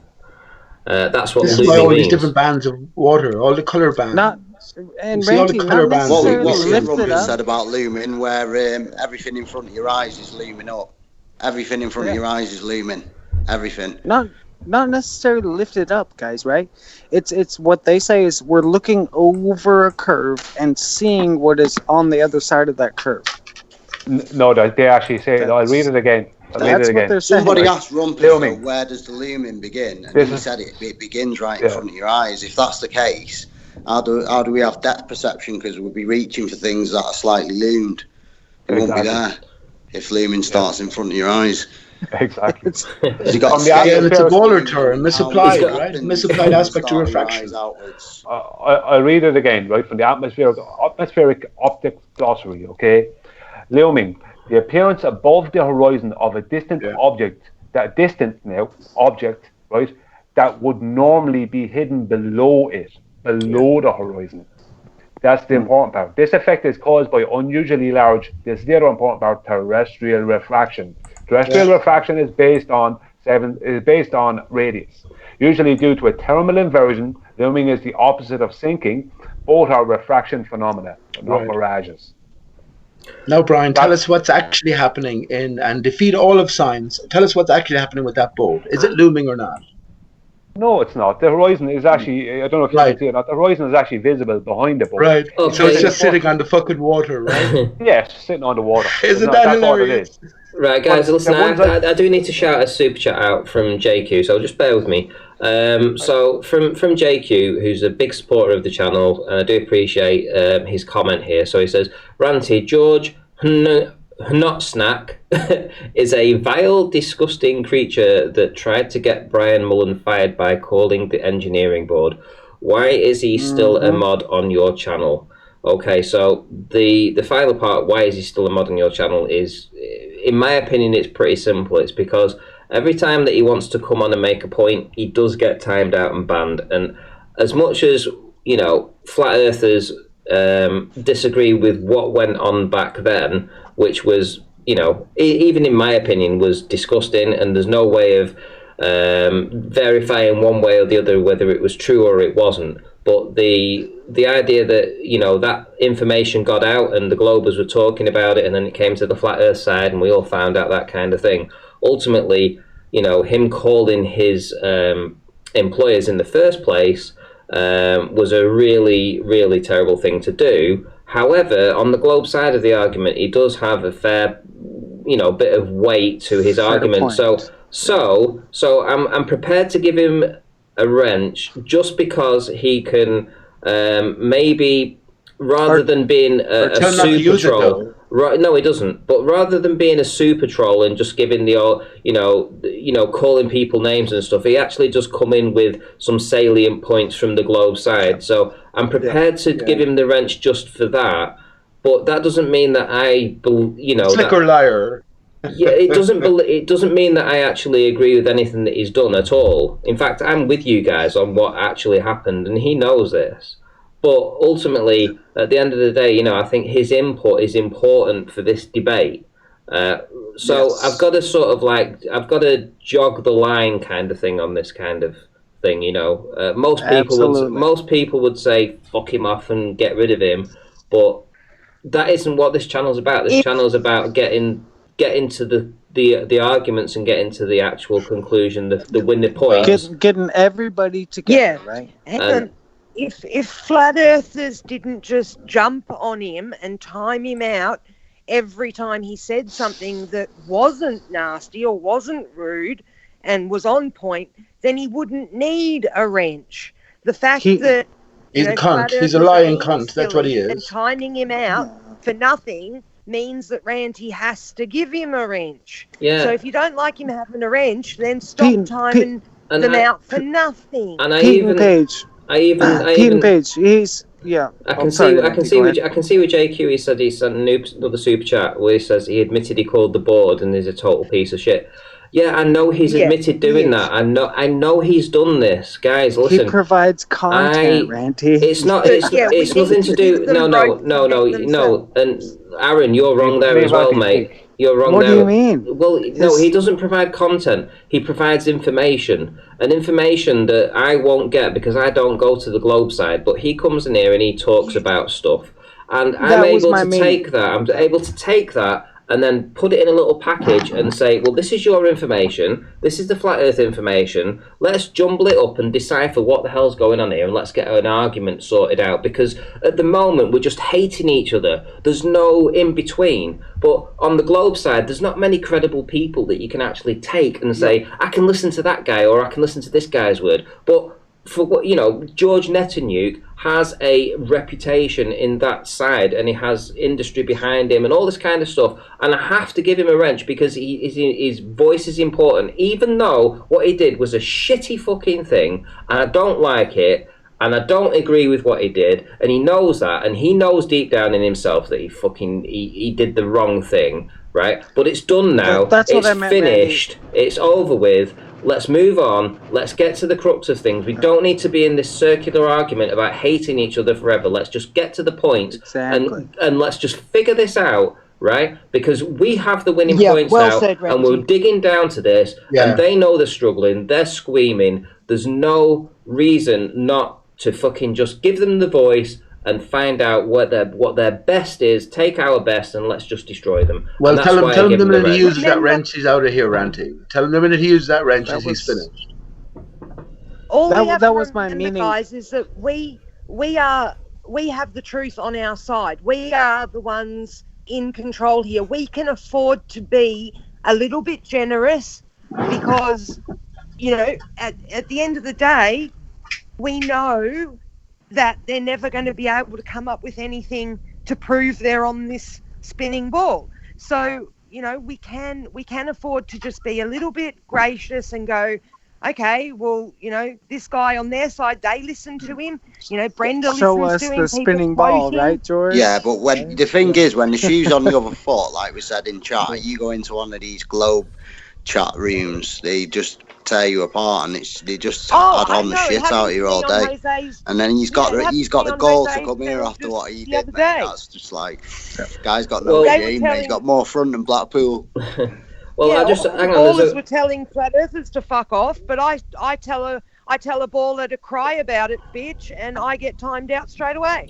But they're all screaming, guys, fuck off, go and play in traffic. It's like, Ranty, what I meant there by George provides content, real quick, Ranty, what I meant by George provides content is you let him on your show. Other flat earthers don't, and so you do, and so it's a great. Your platform is a great platform because we can just sit there and listen to what he says. Maybe we'll have a civil debate with him. Well, but it gives us great points to inspect, of what he's saying, right? Points to inspect, yeah. Points to who, man? Who's earning points here? But hang on, wait a minute, guys. Listen, let me just answer these last two super chats from JQ. So. He says, Paige, can I call your job and try to get you fired? ? And then he goes on to say, it's the last super chat from himself until George has no wrench. I really do feel sorry that's the case. That's how you feel. And also Lumberjack says that, you know, essentially he agrees with that. And they're two of my biggest super chatters. So I really feel sorry that that's the way that you guys feel. Take the wrench off Ranty. But listen to me. Hang on. Can I just say? Well, hang on. Can I just finish in what I'm saying? That I also, you know, when Sam Hain was around and Sam Hain was super chatting like mad. So Sam Hain said to me, "If you bring George Netanyahu on your debate, I won't ever come to this channel again." And I thought about it for about 10 minutes, but he'd been asking me to come on, and he had a point, and I brought him on, and Sam Hain hasn't been back. And he's been super chatting here, there, and everywhere. I'm not in this for the money, guys. Listen, I appreciate the money. I do, honestly. I really do appreciate the super chats. I can't say that I don't. You know, I'm fucking skint all the time. It's fucking hard, right? But what I will say is that, listen, I started this to try and get some answers. You know, and as much as we hate people in this debate. Right. Ultimately, I want to get the answers. I don't want to be here in 10 years or 15 years. I want to try and just get this sorted out as soon as possible. So if that means take the wrench off him, Ranty. Then. If that means he's of no use now. He's of George Hatton of no use. And listen, that isn't the case. I'm sorry, but it's not. And you know, it's just. Well, if the flat earthers will stop timing him out for nothing, then Yeah, I mean, show him some it's leeway. like- Advise the Paige. flat earthers or anyone with a wrench to take it easy on him if he's not a bollocks. But take the wrench off. Paige, Definitely. there's Look, no better anyone way. who's a You flat know, earther, mate, has suffered hardcore ridicule, Yeah, mate, but- and some derogative but- Yes, statements we over have. the time by But we people don't like need to George. be And I like think them they're just, either. I think they're just getting her own back, mate. To be honest, and he is a slimy Yeah. creep for what he did. Paige, Brian, So, Pete, and yeah, Randy. they're just Listen, scapegoating him they 'cause they keep they're- changing their model, right? As Randy's having these shows and having George on and Yes. stuff. It's like They giving keep Jimmy Savile changing key the to a model, kid's home and it's saying, so all right, funny. Mate. You know you did it once. Yeah, but it's so Yes, we funny. need to hear what they're saying to be able That's to right. move Yeah. this argument forward. If we just have an echo That's right. chamber like what is happening on the Fed at the moment, Yeah, if we just have an yeah. echo chamber like that, we're never going to get anywhere, guys. That's You right. know, come on, That's we right. have to be a little bit more adult than what the ballers are. Hang on, Hey, Paige. I'll What do you speak think to is going to any happen bloke if you who's let George not- Hatnock in, not- or Rumpus in, or No. Brenda? Let's get on to Ali B. Come on. Can we get on to Ali B? Well, hang Where's on. Ali? Listen. Well, one sec, guys. I've got 2 more super chats, so let me just say these, and then you know, I'll go and sulk somewhere because you know. So from Skyfree, thanks for the discussion, Ranty, and well said. And then we also have another super chat from Natty IC. I do want to hear the baller's opinion on things, so I respect giving George a wrench. A lot of your mods silence Globers for expressing their views, and I do not respect that. I don't Okay. ever time anyone out, sorry. And Take all the wrenches away. Take them all away. I won't time anyone out unless they get I never personal. do. I never do If unless they- they're just if they being talk- like if they derogative talk for no personal, reason. Yeah, take all the wrenches away. No wrenches on flat Earth. Fuck George though. Don't pick George out and give him one because that'll offend many people. He's a little bollocks, and that's not even going into the story of Brian Mullen and his whole Christian I agree, relationship with Jake, Robbie we'll Davidson in the discuss first me Flat as Earth a mod conference. too, but- Sure, lad. listen, if the ball, if he wasn't timed out every time he came in or banned, I mean, you know, I mean, yes, he wouldn't need fair a wrench. enough, but you know, I mean, he doesn't come in and I haven't seen it. I mean, he might have done. I might be completely wrong in saying he doesn't come in and give people shit. I haven't seen it myself personally, but He's a dirty rotten rat, is what he is. Simple as that. but he, That's what I he think is. Randy's I doing. mean, I'm good, you know, between almost a rock and a 300 hard viewers. place. I'm between Don't a show any rock- loyalty to George and Ranty. People have supported you, so get rid of that wrench for him and just advise people with wrenches Hey, not to Pete, ban him no, so no, easily. I think Hang on, Randy's doing a good Oh, hang job. on a minute. Hang on a Randy's minute. doing I a want to good job. support Ranty there because he is only doing. Oh, yeah. He's only, like he's saying, he's only showing both sides of the argument, and it's his He had channel. 300 Nobody viewers can on dictate the to Bob him. He's Science just Guy his show. own That's design, not surely. That's Yeah. awesome. We are. Take the wrench off from Yeah, Ranty. Keep but- your One second, paper on. everybody. Yeah, I'm between. No, I am no. between a It's rock and a hard Randy's place. show. Take the wrench off him and advise the moderators not to Hang ban on. him so easily. Hang on. Now we're Hang on. attacking Randy. Hang on. We're Come on, attacking guys. Randy. Listen, you don't have to. Oh Hang man, on, come on. I have You two know. things to say here. Right. Number one, it's Ranty's show. Right? Yeah. Ranty runs it, and people can't expect to pay him to change it. It's his show. Yeah, right? that's it. It's not about being paid to change it or not change it. Otherwise, we He makes the become like decisions. government He puts on the paying thing. for It's no one's legislation. business after that. If they like it, they like it. If they don't, they don't. That's number one. Number two, Paige, I disagree with you. The FED is not an echo chamber. It's like it's not their fault that ballers will not go in there. It's not an echo chamber. They just Yeah, and anyone. when you're repeating yourself to someone over and over, it does get irritating. I cannot have. I like the way Nathan does his show because I love it. he takes no shit. Like, and if someone, Yeah. if someone's just repeating the same old mantra over and over again, it gets really annoying.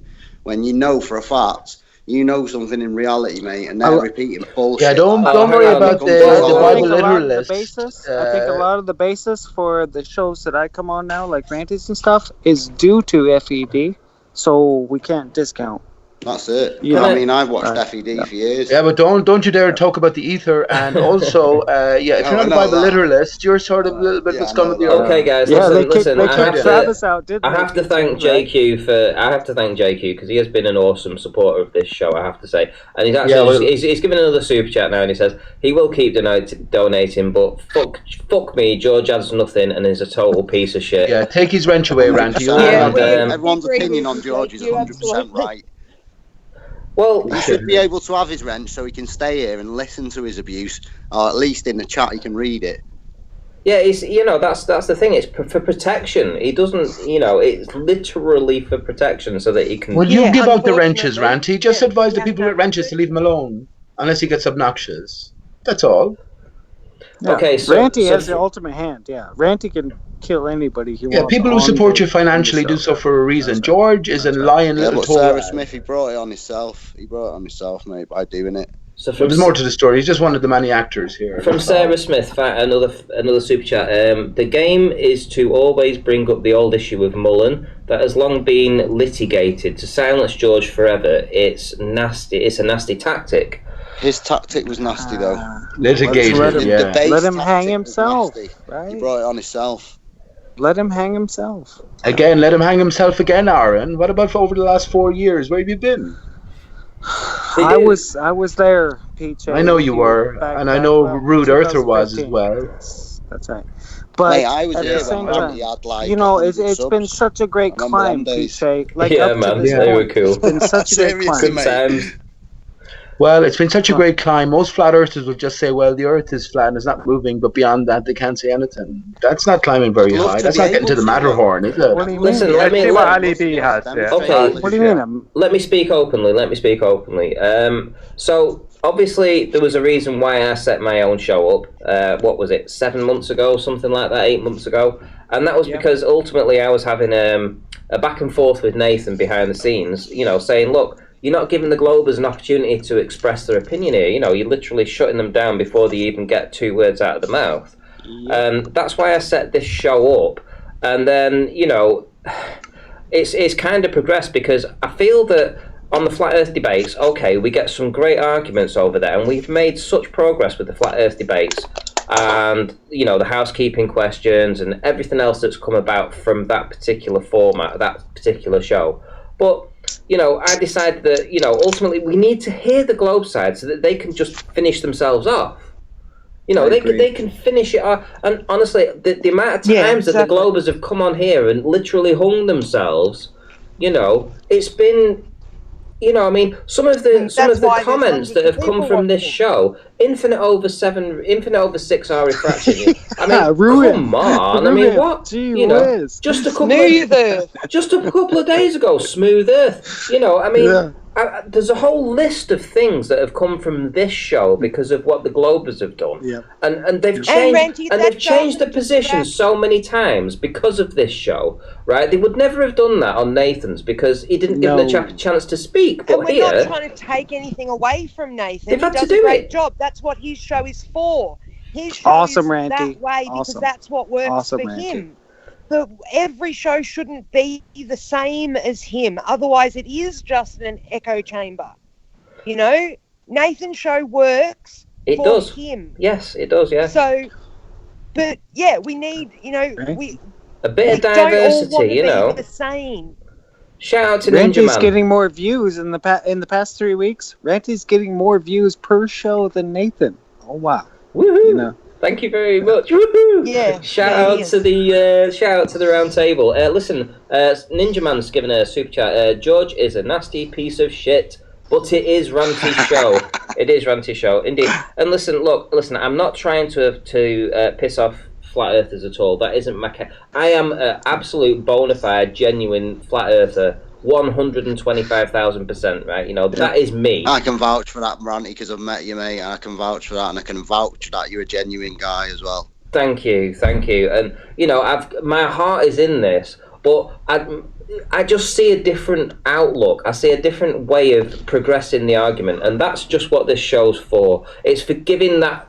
It's for letting the Globers come in, express their opinion, and for people to dissect that. Until we get to that point and we have this dialogue, it's just going to be throwing arrows at people, you know, firing arrows at people, rather than getting up close and personal and stabbing them. You know, this is what this show's for.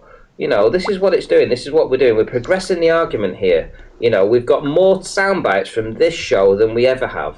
You know, and more progression. They've had to change their argument because of this show.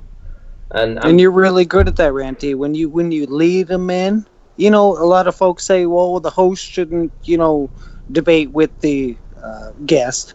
But when you lead them in, Ranty, and dagger right there, it's awesome, dude.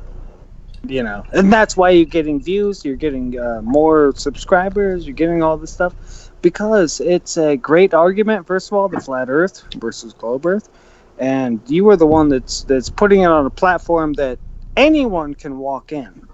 It's not like FED where you walk in, you get shouted out. You know, you can walk in and listen I to wouldn't say you get shouted. You don't get shouted out of FED. That's not what happens. What happens is people go in there. They don't know the argument that they're making, right? Or they're using begging the question fallacies, or they're ad hominem, or some nonsense, and it's just not. What I meant, Brian, was a listener. What a listener goes in just to listen. Disagree with that, because I've tried to join the show long time ago, and I got yelled at from QE. I actually remember and that. called a baller before I'd even barely opened my mouth. Yeah. Like, I'm sorry, Brian, but that's just the truth. He can be a real nasty piece of work. No, he's great at it. I understand. I No, understand. don't say no. There's a tense That's what happened to me. Let me speak. I understand there's a tense atmosphere there, and I understand that Nathan and QE can be very much on the knife edge, and they can turn on someone in a flash.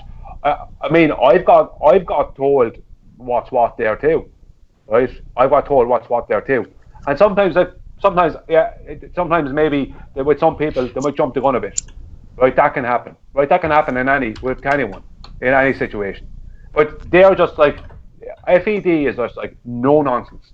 That is that. And if I'm in there and I say something wrong or do something wrong and I'm told it's wrong in any way, shape or form, and I try to go against that, I'm told very fast, right? And I'm shown very fast where I'm wrong and just to shut the fuck up, basically. Cheers. That's the way cheers it is. to Ranty Flatter. The thing is, though, there, Brian, is it Brian? Yeah. Is it Brian speaking there?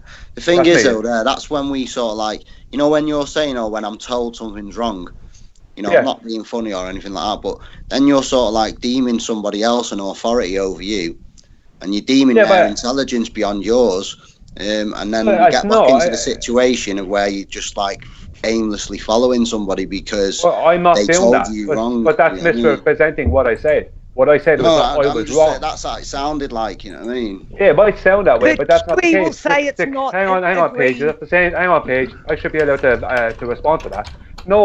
No, I'm not making it. I'm not giving anyone a license over me. It's that if I'm incorrect and I'm not willing to accept that, then I'm going to get told about it and shown how incorrect I am. That's all it is.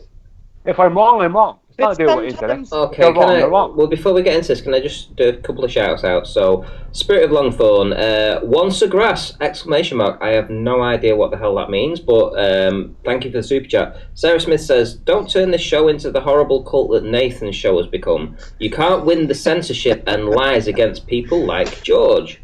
And JQ says, Ranty's the Chris Hansen of FE. Have a seat, George. Who's Chris Hansen? Because I haven't a clue. I think he's an American media personality. Yeah. Can I just say that sometimes QE will say things like it's not an agree or disagree situation, but sometimes it is. Like with the ether and with what light is. He just asserts that he's right and says, but it's not an agree or disagree thing.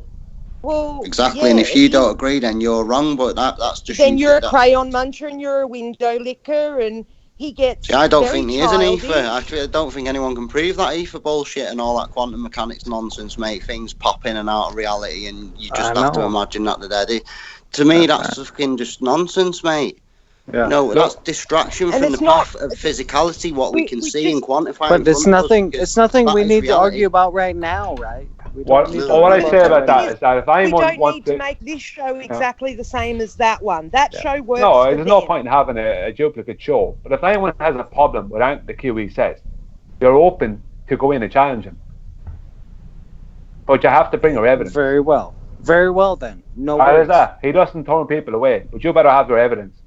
Because if not, I don't think there's no evidence. There's no evidence for the contrary. Like there's no evidence for the produce. It's like arguing over the existence against the arguing over the existence of Jesus against the existence of Allah. It's two books you're reading. One you believe one or the other, and the one you believe is the one that existed. You know, it's like you're arguing it's a baseless argument. Like, you can't take evidence against it because there's no evidence for it. You've just got to believe. And there's not even an argument, right? He just says, if you ever bring that stuff up, that's why Travis was banned from FED. Yeah, exactly. Because, He won't even let you argue about it because he just says, "Oh no, this is not an agree or disagree." Well, you're right, out of you're here. wrong. Boom. Window Look, liquor. I'm going to say something about it, right? He's a PhD, and he's been 20 years doing that. He's had, before Flat Earth, he was debating online about evolution for years. Right? Yes, he has loads of experience in debate. Brian, And 1 second, let me finish what I'm saying, Paige. Let me finish what I'm saying a second, right? He has loads of experience, right, in actual science, right? He knows what real science is, right, as opposed to pseudoscience, and he has loads of experience in debate, right? Now, what I would say about it is that, as I said it before, right, he gets frustrated. Because I've been there and I've listened to him tell people things, right? And then 2 weeks later, the same people he told get it wrong, right? And he has to correct them, and then correct them again, and correct them again. And it's just sometimes he has to do the same with me. If I'm doing something wrong, he'll tell me. He'll even Skype me and say, "No, that's incorrect. This is where is QE giving this? Where is he getting this information that we don't know, or we can't research or something, right? No, it's not like that. Let's just take the ether. Let's just take the ether, for instance, right? You can talk to him about the ether, but you better be able to come up with some physical evidence to support it. Because if you can't come up with physical evidence to support it, Travis has. I don't think it exists. So what evidence can I say to support that? I don't think it exists either. I'm the same. I think someone could show me physical evidence. No, but if you believe it, it's something that's not physical. Well, how do you know it's there? How do you know it's there then? That's the other side. Okay, I want physical evidence. Hey, Brian, would you? Hey, Brian, would you say that QE definitely has an end goal in his mind to get his argument from whoever it comes from to a point, right? Well, you know what it is, right? This is it with QE. He said it many times, right? Is that if you are a flat earther, he's listening to people who are flat earthers and they're debating globe earthers since 2016, since he got into it. And he's listening to make all these mistakes left, right, and centre, and bring up things like ether that they can't support. It's about what you're able to support. You can't support the existence of ether enough in an argument. Things like that. It's like he's saying, you represent. I'm a flat earther. He's saying you're representing me. His basis of argument is awesome, right? Yeah. If you're going to argue, you come in right here. Yeah, you got to know the ins and outs of what you're arguing about. That's right. Exactly. Now, but QE definitely has. Can I just give a couple of super chat? A couple of the super chats are flying in right now for some reason. I think it's the stance that I've taken, and you guys talking about QE because the chat's lit up right now. So from Lumberjack, Ranty, you do you, bud. People always support you the most when you take a hard stand. Either way you go, I will support you. For what it's worth, George adds nothing worth talking about. And then again, from Lumberjack, he says, his appearance and attitude at the conference was just to start more conflict. Yeah, I've seen that actually, now that you've reminded me of that. It was, he admitted it, what he did as well. Not cool, George, in capital letters. Just twisted the context of what he said. Sorry, mate. And I have footage I haven't shown to anyone, but I got you, George. Yeah, I mean, to be honest, I forgot about that actual, what he did. He turned up as if you turn up, Dallas. as if you turn up, as if you turn up to the Flat Earthers convention, and I mean, he was very cocky as well. I mean, did he slap the phone out of somebody's hand? Yeah. That guy Thompson. Nathan Thompson. He slapped his phone out of his hand and. I know it was someone grabbed Nathan's hat. It was a guy with George grabbed Nathan's hat. That's what. Yeah, it was. you're describing two different instances. One was Nathan's hat. The other one, George took his phone and gave it to the guy who had hit Nathan's hat off. Anyway, let's get do you know something? I actually forgot about that. Genuinely, but now I think about that, I think You know, I think that was worse than what I've. And Travis, let's Nathan should have given him top down, mate, like where George was sitting. Remember, Travis, you were there. You were a ticket buyer. You were you had the pen. You know the ticket. George was not supposed to be there, right? No, that's not true. He bought a ticket. Oh, okay.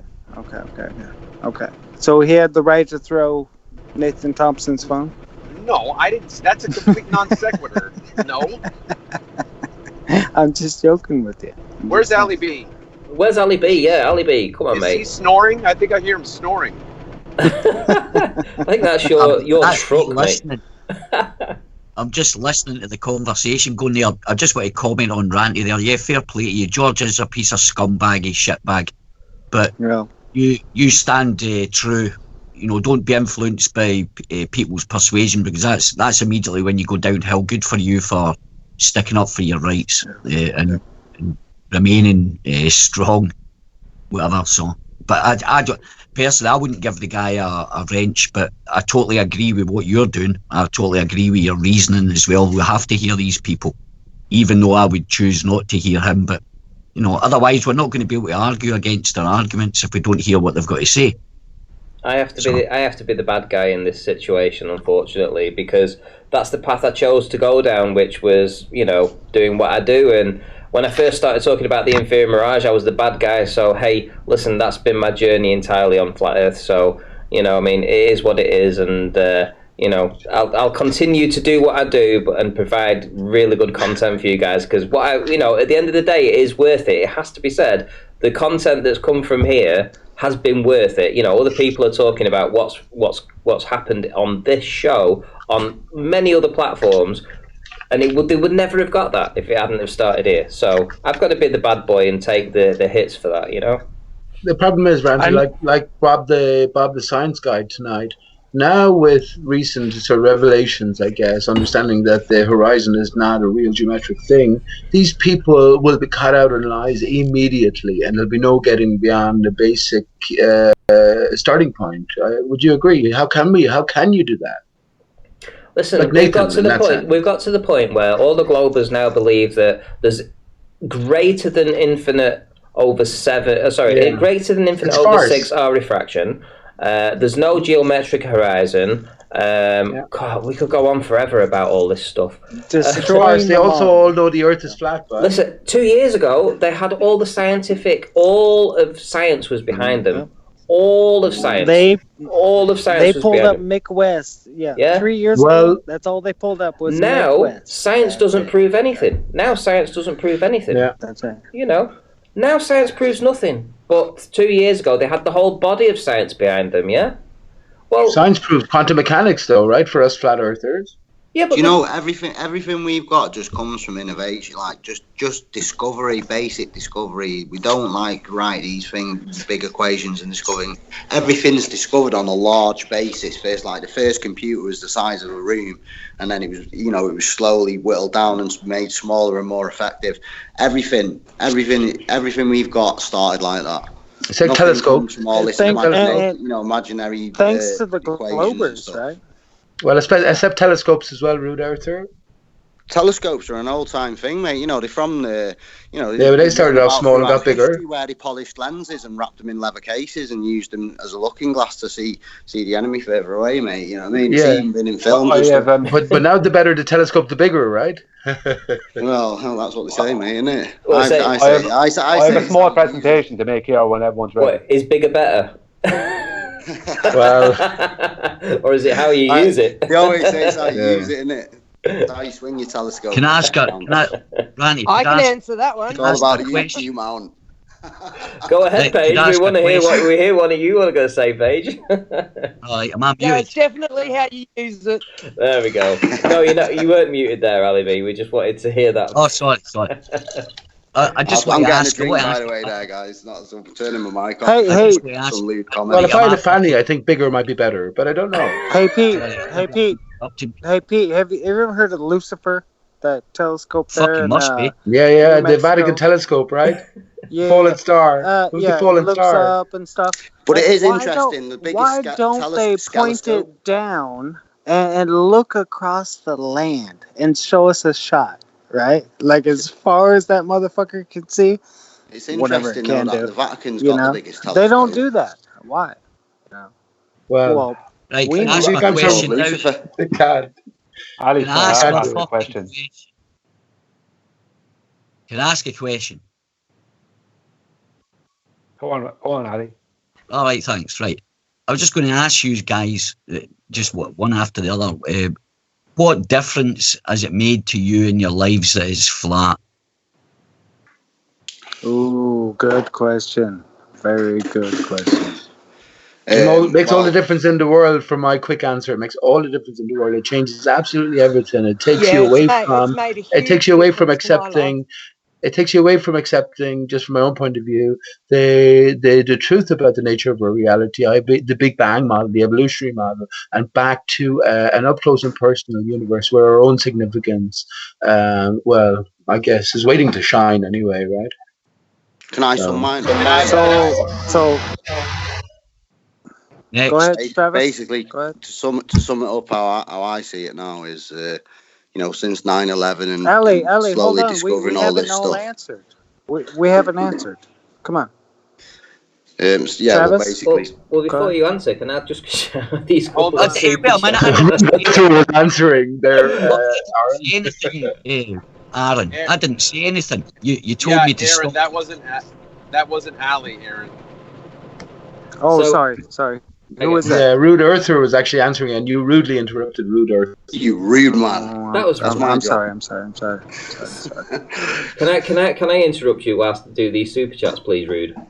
Yeah, go on, mate. Okay. So Not that JQ rude. JQ says, speaking of Bob the fallacy guy, Bob, you're down like $42 now. I'm giving all your money to Ranty because you're a coward. I'll debate you myself, and I barely know anything about the topic. Well done, JQ. Thank you very much. And Lumberjack says, shout out to Bob from Globebusters. Much love, Bob, and have a couple of beers. There we go. So Well, Bob from Globebusters did the impossible. He went from understanding that 9/11 was a media and victim symbolic hoax back to the Judy Wood camp. So that's immediately untrustworthy. Pete, I would love to answer the question. Yeah, I'm just done. Okay. Well, I was saying, like, since 9/11 and discovering all this type of stuff, to put it in a nutshell, when you watch a movie, you used to watch the characters play the main parts, and now I do nothing but look in the background, and that just sums up every aspect of my life since discovering or since starting to look into these things. I always look in the background. I never look at the foreground. I never look at the characters. Right. Was 9/11 media and victim hoax, Rude Earther?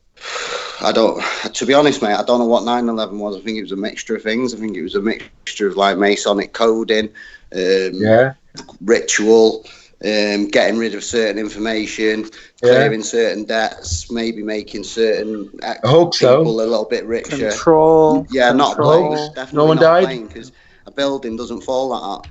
And definitely building number 3, that no one fell died? exactly the same way. And, you only have to look at Grenfell Tower in London. That burnt for over 24 hours and it's still standing. Buildings right, so don't no one collapse died, in though. themselves This is without the whole point. No one explosives. died.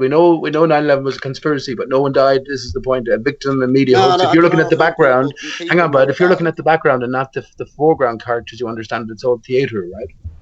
I think certain people may have died because they like to spill blood, like they like to start wars and send off. They got their blood. Remember the big blood drive like, after 9/11?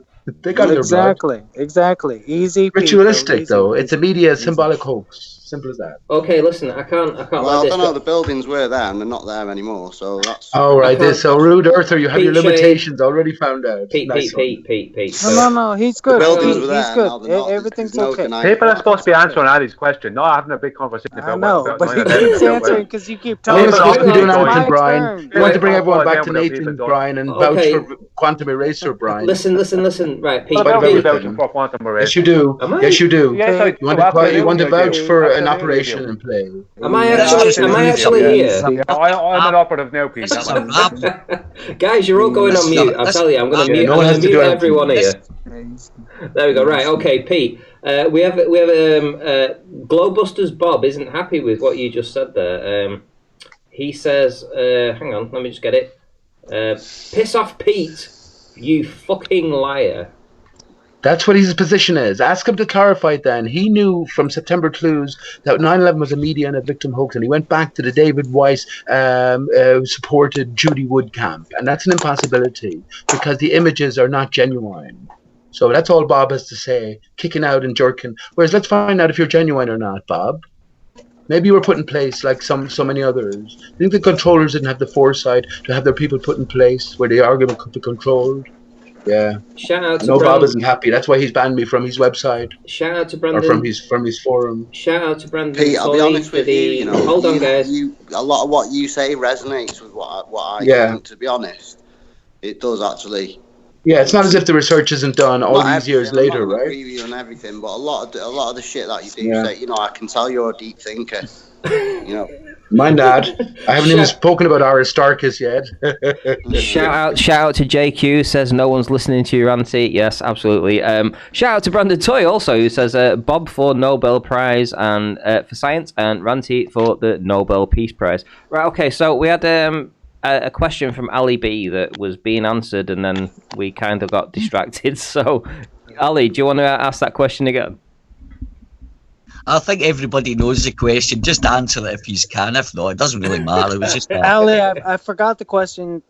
Can you? All right, it was just how's your life changed? Has it enriched your life? How's your life changed when the Earth was flat? How's it enriched you? If you believe it.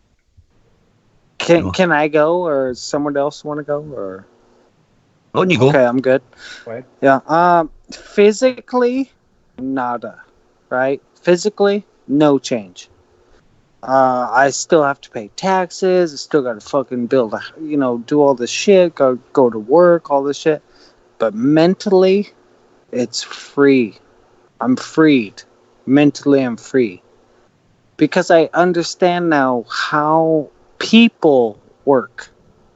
The government, other people in NASA, or just whatever information I'm presented with, I question that. I'm like, who the fuck are you? You're just like me, and you're telling me information. How the hell am I supposed to believe? I only live in this little bubble that, I have in my life. And I'm supposed to, think about all this fucking space and government and coronavirus and all this shit. Nah. So it's helped me mentally, big time. Physically, nada.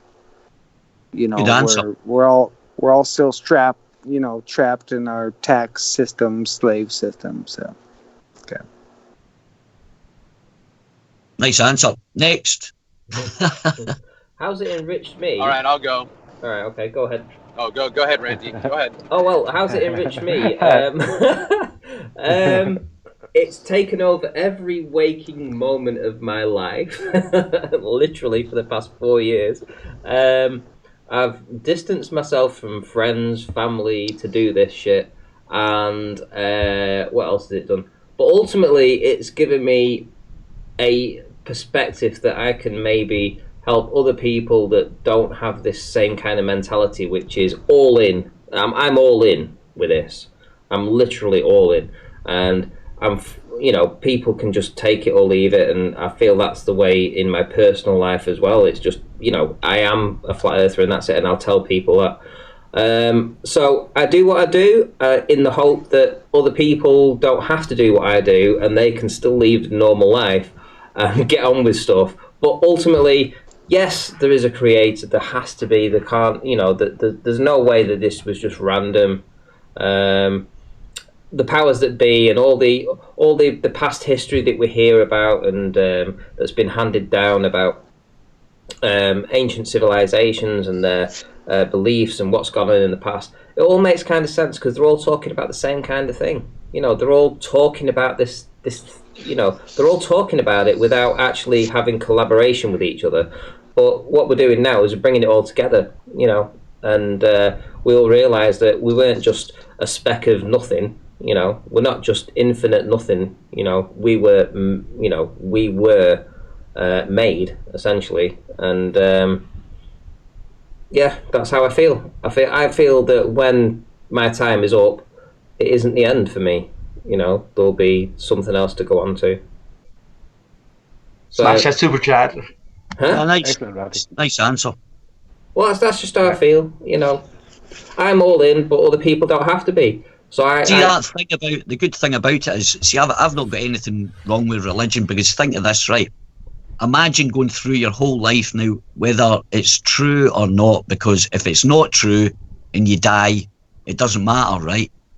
Because you won't know. But if it is true, it's possibly a good thing to believe in. It's a win-win situation. Yep. Because if you're living your life thinking, well, I'm going to live after this, it might make you have a wee bit of a happier life about things, rather than, you know, if you're having a shit time on the earth with your friends and stuff like that. At least you know you've got that release when you die. Look, I was death don't matter. I was brought up religious. I was brought up religious till I was about almost 20 years of age, right? And I probably read the Bible back to front 4 or 5 times, easily, right? Same with me. And you know, I sort of like left that. I wanted to just explore life on my own, and I did. And I left that religious upbringing behind me, and then just went and did my own thing for years. And then for some reason I found flat earth, and then I feel like I'm being drawn back into this. Okay, there has to be we weren't a random speck. You know, we were actually made. You know, and it's sort of bringing me back into this religious idea. But I don't want the Creator or God, whichever way you choose to call it, call him or her or whatever, to judge me on what I've done in my life or how I've conducted it. But you know, just because I haven't been religious through my whole life, does that condemn me in some way? Or do I get such a great foundation, right, Ranty? Or do I just get judged for what I've done in my life, which I've never been bad to people. You know, I've always lived my life in, as far as I'm concerned, in a good way. But but because I haven't prayed every night, does that condemn me? No, I don't think it does. I hope at least that, if there is a creator, if there is some kind of life after where we are, and this is just a meat suit, that he'll look back at what I've done in my life and put it all as a package and say, well, okay, based on what you've done, I'll whatever, and I have no idea. I don't know what's going to happen. I just know that I will, when I eventually pass away, be very happy with what I've done in my life, and that's it. I don't have any regrets. Effie is such a great foundation, right, Randy? It's when you realize this, you have a place to stand your feet and look at yourself, actually, and move forward, finally with purpose. It's so awesome. I'll tell you, the one thing that it did for me, the one thing that it did for me was it enabled me to move on after the father of my 2 oldest boys died. My life just fell apart after that, and I had no purpose. I had no, he was gone, and now I can see it in a bigger picture. I'm thinking that, okay, well, we are created. There is a God, or a creator of some kind. I wasn't brought up religious, so I've read the Bible since then, but it gives me hope that one day when I pass away, maybe I will see him again. And that's what it's done for me. So it's made a huge difference. Enabled me to actually start moving forward again in my life, not feel like I'm stuck in this tar pit. Could I ask a question, Paige? Could I ask you a question, Paige? Yeah, sure. I know it's a bit touchy, but and I'm sorry to hear about your loss. How long ago was that? 13 years. And it's still, yeah. I mean, that's yeah. Well, to be quite honest, I cry every day still. Yeah, it's definitely a tough one. That I don't think I could even imagine how it feels for that It's to happen. okay. But It's okay just, to cry, Paige, right? It's Oh okay. yeah, I know. I don't bother to hold it back anymore. Trust me. Yeah. Too hard to. Absolutely. yeah, well, it's good. Well, at least you've found something just to, well, whatever, you maybe found yourself or whatever's happened. Yeah, and it's made a big difference too for me to be able to tell his sons, that there's something more to this life. I feel more confident saying to them, yes, I know that there's a creator. Yeah, I'm sure.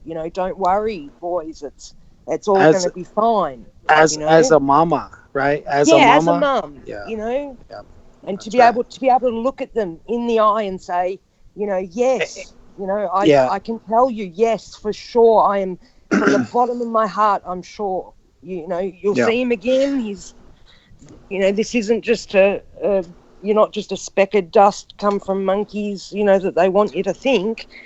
There's so much more. Yeah. Your boys could come home from school and you ask them what you learned today, right? And you can tell them what you know, right? So there is an awesome differential of education. We actually trade information now. They come home from school, I ask them what they've learned, and then they ask me what I've learned. I'm like, okay, well, I found out this today. What did you guys find out? There you go. There you go. It's awesome. That's so awesome, right?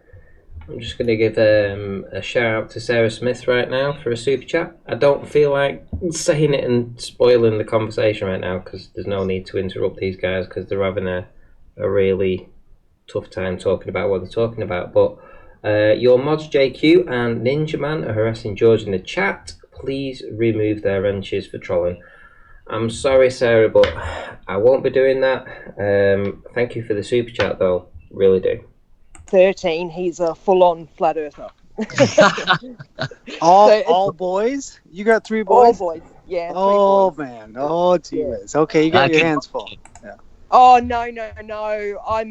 I think little girls are so much harder to raise. Really? My boys, I've had such an easy motherhood. Like, my goodness, my boys are just so easy. When I see my friends with you're a good mother, that's why. Girls, you're a good mother, that's why. Yeah, my 2 girls are hard work, mate. Trust me. Oh, they girls are. are hard girls work. Are hard work. Hard work. Yeah, and I all my days. give my girlfriends props, the ones that have got little girls. I'm just like, oh my God, you guys have got it hard. Wow. Mate, mine are older now, but they don't get any easier. Trust me, they just get more expensive. Yeah, they just get harder, they just get worse. Oh. Yeah, it gets worse if they're uneducated. So Paige is doing the right thing. Give them a little bit of education at home. Mate, I tell you now, there's no pulling the wool over their eyes. A little bit of I just want my boys to know they can ask me anything. I'm never gonna hide anything from them. I'm never going to, tell them, oh, don't look at that, don't think about that, that's wrong. It's like if they ever get in trouble, they can call mom, right? Hey? If they get in trouble, they can call mom. Absolutely. Yes. And JQ says, God bless you, Paige. Oh, thank you, JQ. God bless you too, mate.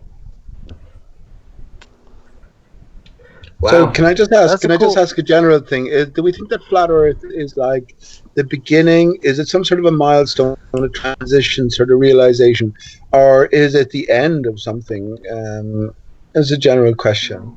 It's a general question. Well, if it's a general question, I never had any respect for authority anyway. Growing up as a kid, I never took on board anything from authority in my life. Let me answer Pete. Let me answer Pete real quick. Back in 2008, I started looking into conspiracies and all this stuff, and it took about 2014 when I heard about the flat Earth.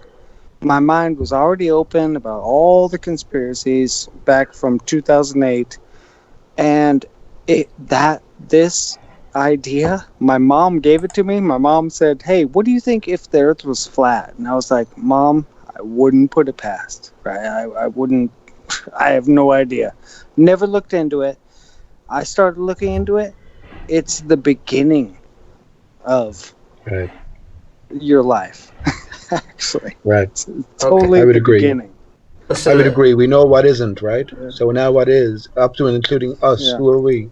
Okay, listen, guys. I need to just one last super chat, and then I would like to hear from Brian because he's been presenting for what seems like for ages right now. I want to hear what this image is all about.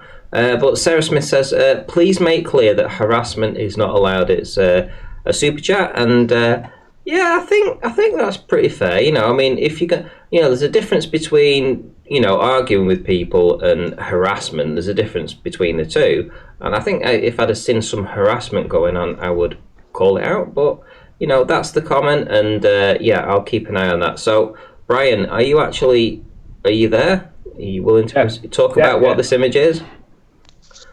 Can you hear me? Yes, we can hear you. Yeah, go ahead. This is a very small presentation using just two images I put together. This is to show something that I know the boys side won't like. I'm just going to read what this says first. The black arrows, which are over here, show that the black arrows show the direction that things are claimed to loom above the geometric horizon. But this is an impossibility as per the behavior of light in our atmosphere, regardless of the claimed shape of the world. What I mean by that is, the claim is that denser atmosphere close to the ground level, let's say ground and sea level, is claimed now, and there is some evidence to support this, obviously, right, that it bends light down, right, towards the ground, right. Now, so if you look at Rumpus's diagrams when he shows the lighthouses, if you remember when Rumpus was there with me a couple of Fridays ago, he wouldn't move the lighthouses to where I wanted him to move them, because light has been bent down here, right, around the curve. This is the claim, you see, right? This is 7/6R. It's been bent down around the curve, right? Due to the denser atmosphere that's at sea and ground level. But then there's the claim that things are all loomed up then, right? In our horizontal view. See, this is there's the observer, a horizontal view. Well, how did things go from being bent down to the light being bent down due to denser atmosphere close to the surface and the sea, right, to being loomed up into what would be our horizontal on a globe into way less dense atmosphere? Now, I know this is I'm showing this in such a way it would be way bigger than it would normally be. It wouldn't be scaled, it would be scaled down. But the point I'm making is, how can light go to being bent down by the denser atmosphere and then suddenly be allowed to up into what would be our horizontal view above what should be the geometric horizon, right? These objects being allowed to loom up, which is the light, right? Why is that light allowed to loom up after being bent down? There's no answer for that, right? Now I'm going to show you something, right, that will put a pin in that. Here I have an observer on a flat plane, right? Now, if light is bent down by heavier, more dense air close to the ground at sea level, then over a flat plane, the outcome would be that sometimes we would not be able to not be able to see the bottoms of objects at a distance beyond what is possible on a geometric globe with a 3,959 mile radius, which is what we actually experience, right? The red box at the bottom of the obelisk shows the part that may not be visible on a given day due to air density bending light downward over a large flat plane. What I'm saying here is, over a large flat plane, what we get in our observations, right, for the past 5 years, is we'll see something, an object, let's say like this obelisk at a distance, right, and we'll see that, and we could get the same observation of the obelisk, right, let's say 2 or 3 times a week for 5 months, right, and 4 times out of 5 we won't see all of that obelisk. We'll be seeing maybe two-thirds of it, or 3/4 of it, or 4/5 of it, or 7/8 of it, right, and then again we get to see all of it, right, but a lot of the time we won't see the bottom. This red box here, right, is the part we don't get to see because the light doesn't reaches the ground or sea before it reaches that. So we only get to see the part that the light has reached. But yet the obelisk is way beyond what would be possible on a geometric globe with a radius of 3,959 miles. Right. So we're seeing objects way beyond what we should be able to see if we were on a globe. But sometimes we're not. But sometimes we're not able to see all of the objects. And the globers for a long time have been coming back saying, how come that's missing the bottom? Right. Now there's obviously other reasons like visual occultation and mirages and different things. But if light is not reaching the bottom of that object over a flat plane, then it would look exactly like the observations that we're getting. Because if we're only missing, let's say, if we're missing from an observation of a lighthouse, let's say this obelisk is the lighthouse, and we're missing the bottom part here, where the red box is, of the lighthouse, that doesn't mean it went over the curve. That means that the light was bent down and hit the land and sea before it hit the bottom. It's still able to hit the rest of the lighthouse or obelisk, but it's not after hitting where the red box is, because on that day, due to the density of the air and weather conditions, right, it bent the light down before it reached that part, right? So that's taken what they're saying about the light bending down, because in their model or in their explanation of looming, it's impossible, because the reason the light is bent down in the first place is due to the density of the air. So how can it be coming straight back up into a horizontal, into what would be, right, on a globe, if that was coming up over the geometric horizon, what that would be, right, would be way less dense atmosphere than the actual air that bent it down in the first place. So the claim that light bends down is not the problem. It's the claim that how can it get back up? How does this light that's bent down go back up into way less dense atmosphere when it's the density of the atmosphere that's bending it down in the first place? So this is what we are actually seeing, is that over a long distance, right, we're seeing big objects that we wouldn't be able to see on the globe, right? But we're seeing, like say, 4 times out of 5 or 6 times out of 7, we're not seeing all of it. We're seeing 3/4 of it, or half of it even sometimes. But then the next day you might see 4/5 of it. And maybe the 6th or 7th time you go out to see it, you see all of it. Then the next time you see only 3/4 of it again. But that's down to the light being bent down into the ground and see. That's what that's about. So looming is impossible on the globe. Yeah. Can I ask you to do something real quick? Yeah. Can you say 2/3 again? 2/3. 2/3. 2/3. 2/3. That's awesome. Can I also ask that was this, you know, this kind of presentation, this kind of thought that I have actually seen by a few people very recently, would this all have come about because of the stuff that I've been talking about, like on Gerrans, like a few weeks ago, and all the work that I'd been putting in getting these globers to come in and talk about how light reacts on a flat plane? Well, I was going through it before at the same time as you went into Gerrans, because I remember speaking with you about it. I remember talking with you about it. We're thinking along the same lines. And then the very next day, I was debating with Ruhif and then Rumpus. And I remember trying to get Rumpus to put a lighthouse where I wanted him to put it, and he wouldn't. He started saying, I said the word upward to him. He said, what does that mean? You had to actually correct him and say, you know exactly what it means, Rumpus. He was just making it as awkward as possible. He wouldn't do what I was asking him to do. What I wanted him to do was take this lighthouse and bring it up here and ask him, how does the light get up to there, Rumpus, when it's after being bent down by the light, by the density of the atmosphere? And so, yeah, I mean, I'm not saying that you had no influence, Randy, but we were thinking on the same lines. One thing we need to determine, though, and this is the crux of it, is it a projection that we're looking at, or is it light rays with, you know, sometimes waves or waves, and, you know, is it just a projection that we're looking at that's been manipulated by the conditions of the atmosphere, or is it actual rays, you know? And that's the difference, you know. And that's the next point to look into, because we all agree, I think now, that this effect would happen on a flat plane, and we've conclusively proved that with all the globers, you know. And now it was able to get all those little pieces together and get them to admit all this, that it would happen on a flat plane as well as a globe. So it makes no difference, but they can't prove looming. But ultimately, can we just then actually go that one step further now and decide whether it's actually a projection we're looking at? Because with a laser beam, you can see the laser beam, but you don't see a laser beam when you're looking at an object. You don't see rays of light zooming towards you like a laser does. So is it the same thing? Is it a projection, or is it a laser, effect like a photon? What is it? What is the sun, right? This is where heliocentrism and sun worship comes into thing, because the sun plays a central role. So ultimately, as flat earthers, what are the skylights? Certain things, venture beyond what is in the arena already. When you come to a flat earth, everything has a different context. So what is a light ray, Ranty? What do you think?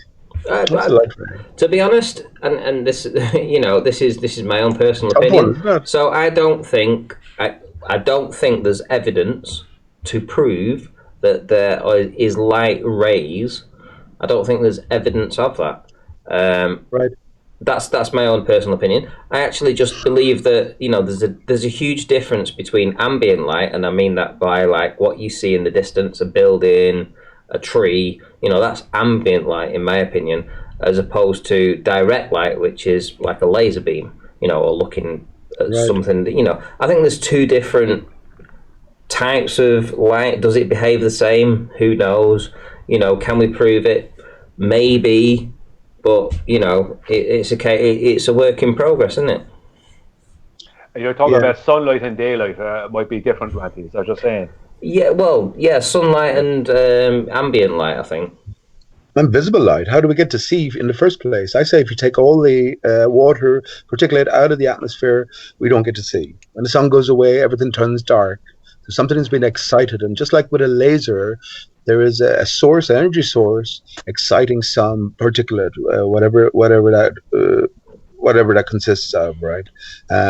So yeah, it's a similar thing in reality. And yeah, Rumpus with all these light rays. Light is an intrinsic property, and heat, especially visible light and heat, they're intrinsic properties of the sun. Whereas in our reality, they're interactions. So what is the sun itself? Yeah. Well, maybe we're asking the wrong question. Maybe we're asking the wrong question. Maybe we need to be asking what darkness is. What's dark? To find out what dark is. You know what I mean? Rumpus maybe by any chance? Reverse it. Exactly, Brian.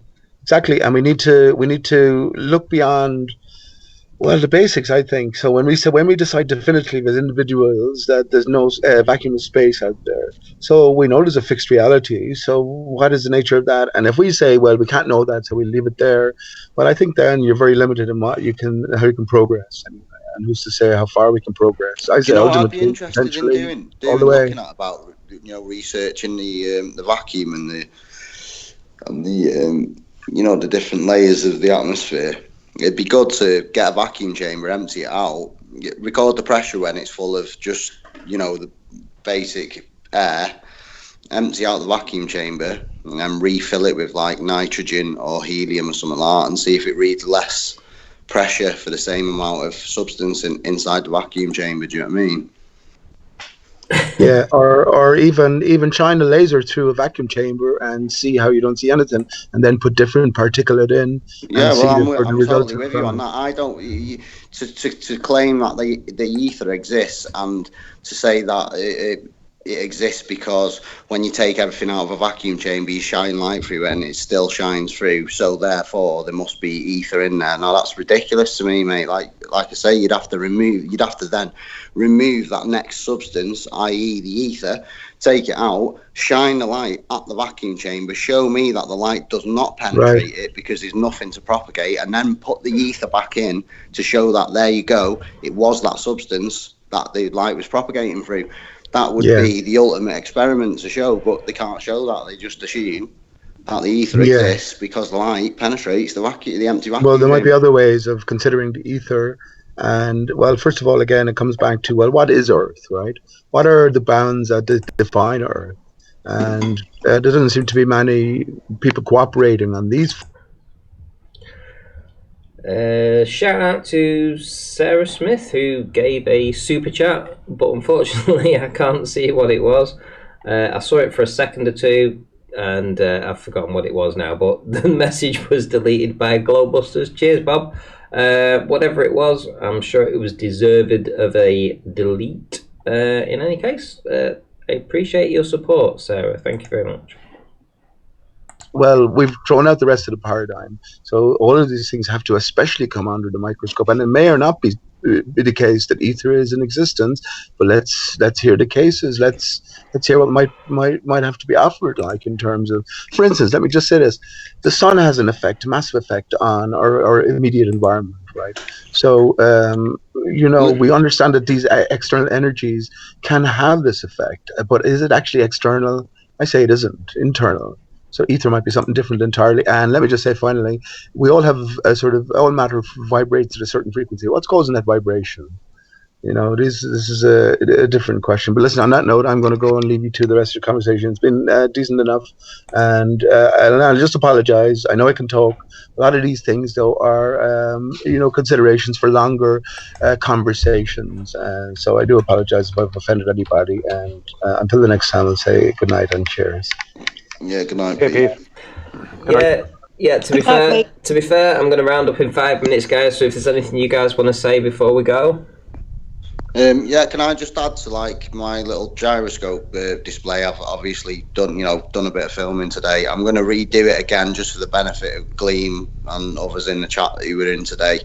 Banging on about it would show rotation if the GPS was plugged in. I wish I'd have done that today and never. Tomorrow I'm going to redo the experiment with the GPS plugged in, see if it makes a difference. What a good idea. What a good idea, yeah. So do it with it plugged in, showing rotation, and then take it out and then showing it not. Awesome. Yeah, I look forward to doing it, to seeing the results of that. If I post that video, can I just ask you something, Rand? If I post that video, put it on private, but share the link with you, will you still be able to mirror it? Yeah, absolutely. Yeah. Well, not private. You just put it on unlisted. Send me the link though.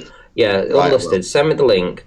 Maybe even send, upload all your data, and I'll go through it and I'll edit it and make a presentation out of it, a proper good video for you. Yeah, that's fine, mate. If you want to do that, if you've got the time to do that, that's cool. Hey, I'll do the other filming tomorrow then, and just upload. As I'm filming that, I'll upload the footage I took today and send it over to you. Yeah, looking forward to it. I really am. Anybody else got something to say before we go?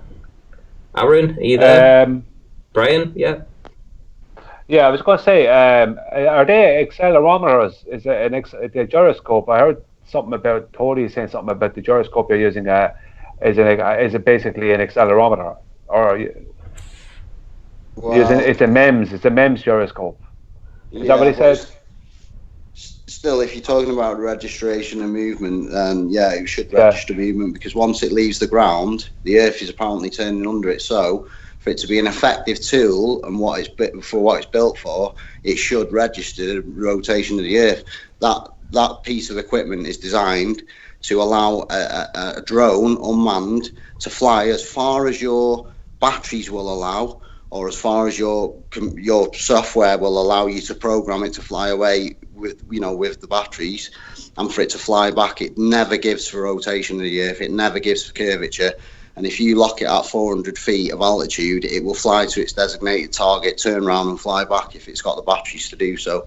So I don't know how they can counter that in any way, but it is designed for flying drones. Yeah, well, what I'd say about that is the only gyroscopes that they are talking about that measure drift, right, is the light, the ones that take in light, the fiber optic gyroscope and the which are produced by one company under certain conditions that nobody really understands, and they come pre-programmed anyway, and they constantly have to be what's it called? They have to be reset, recalibrated, and every now and again. Yeah, but the thing about it is that what they actually do disproves the whole thing about them picking up Earth rotation, because they work off of a light. Now, if they're reading something moving right around them, right, at 15 degrees an hour, what big light that we know of moves at 15 degrees an hour every day, all day? Exactly. The sun. The sun, mate.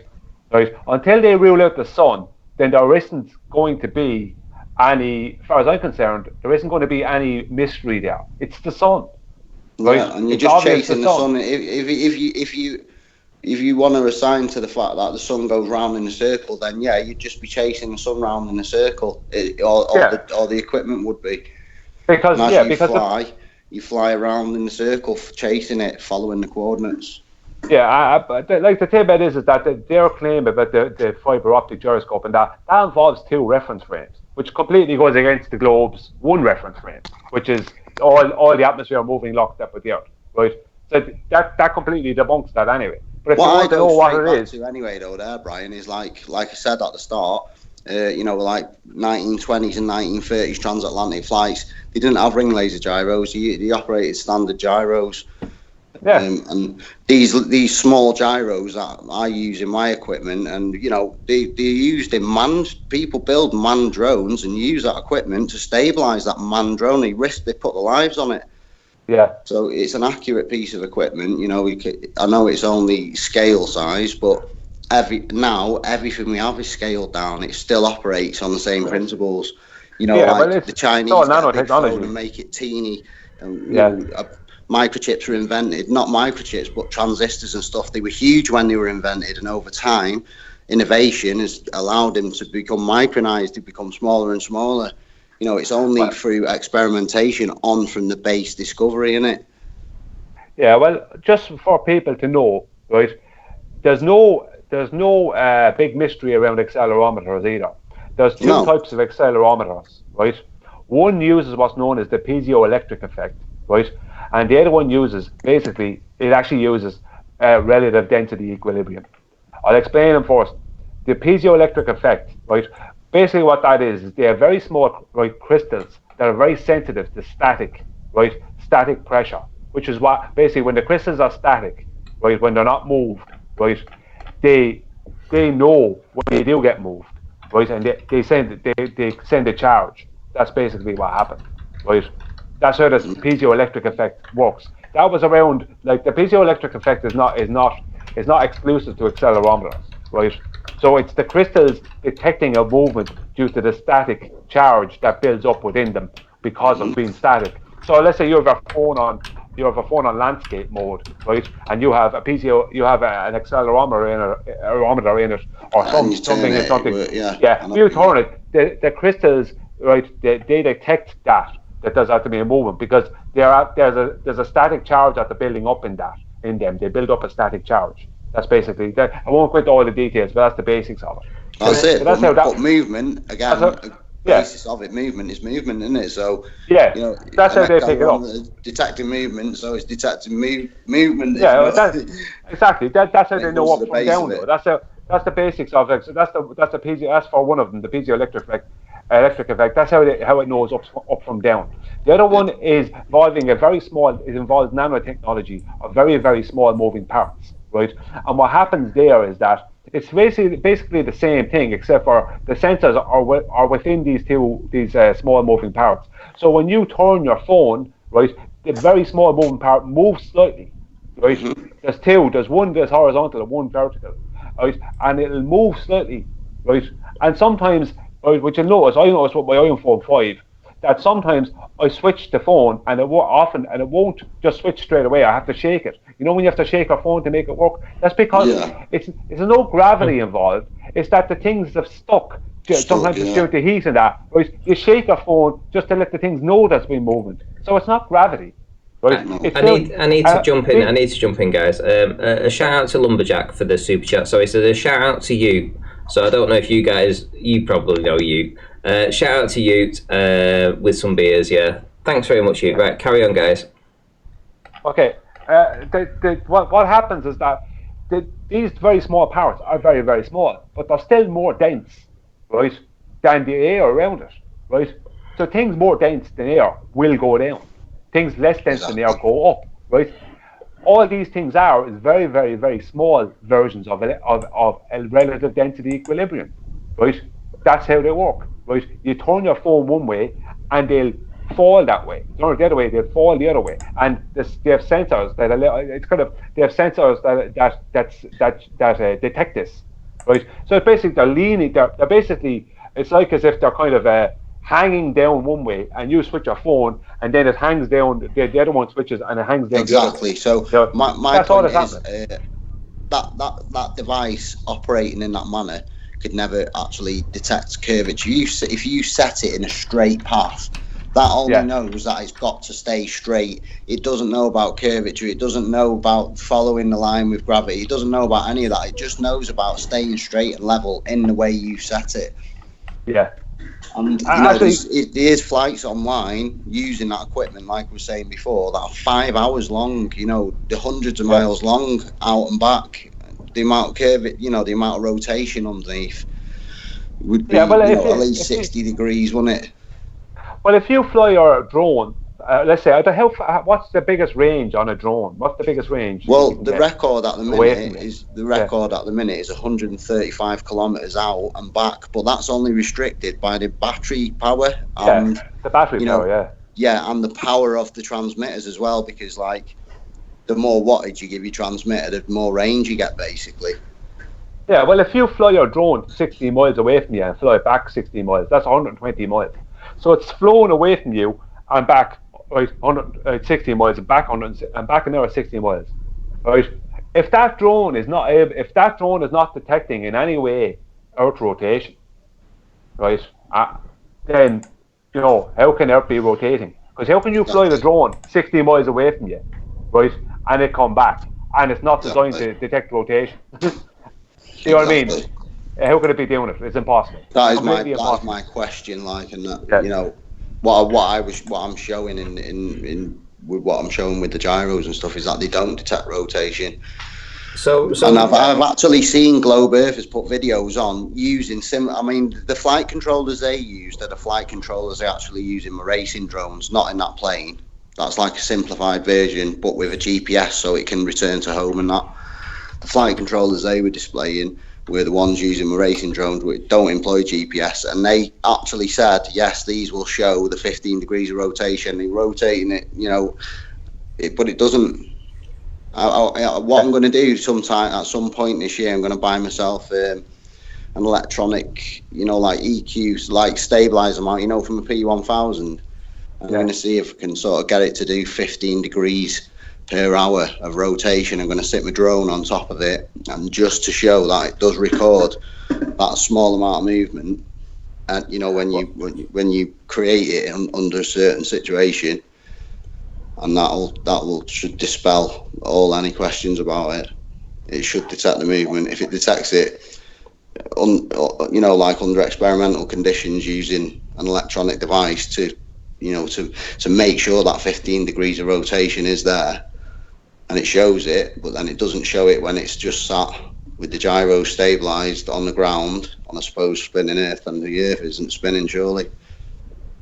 That makes sense. Well, okay, guys, listen. I've got 2 more minutes left, and then I'm going to round up. So, I just wanted to say, Rude Earther, I really do appreciate what you're doing, and I want to see the entire video so that we can put something together to try and get some conversation going on this, because right now, you know, what we're doing is we're talking about it, and people are maybe commenting, and the chat's just disappearing. But if we put a video out about it, then people can perhaps sort of like definitely get into it, and you know, you can have the proper debate over that. So maybe over the next few days, you know, there's no rush, because I know how much information is taken up in like 5 hours of video. It's a lot to process, you know. So if you want to take your time and send that to me, you know, or do it yourself, you know, that's great. I'll promote it on my channel here for you. Nice one, thank you. No problem at all, and we'll get the conversation going.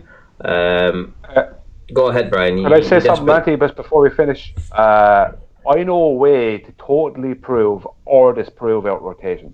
No questions, no way out of it. It's either proven or disproven.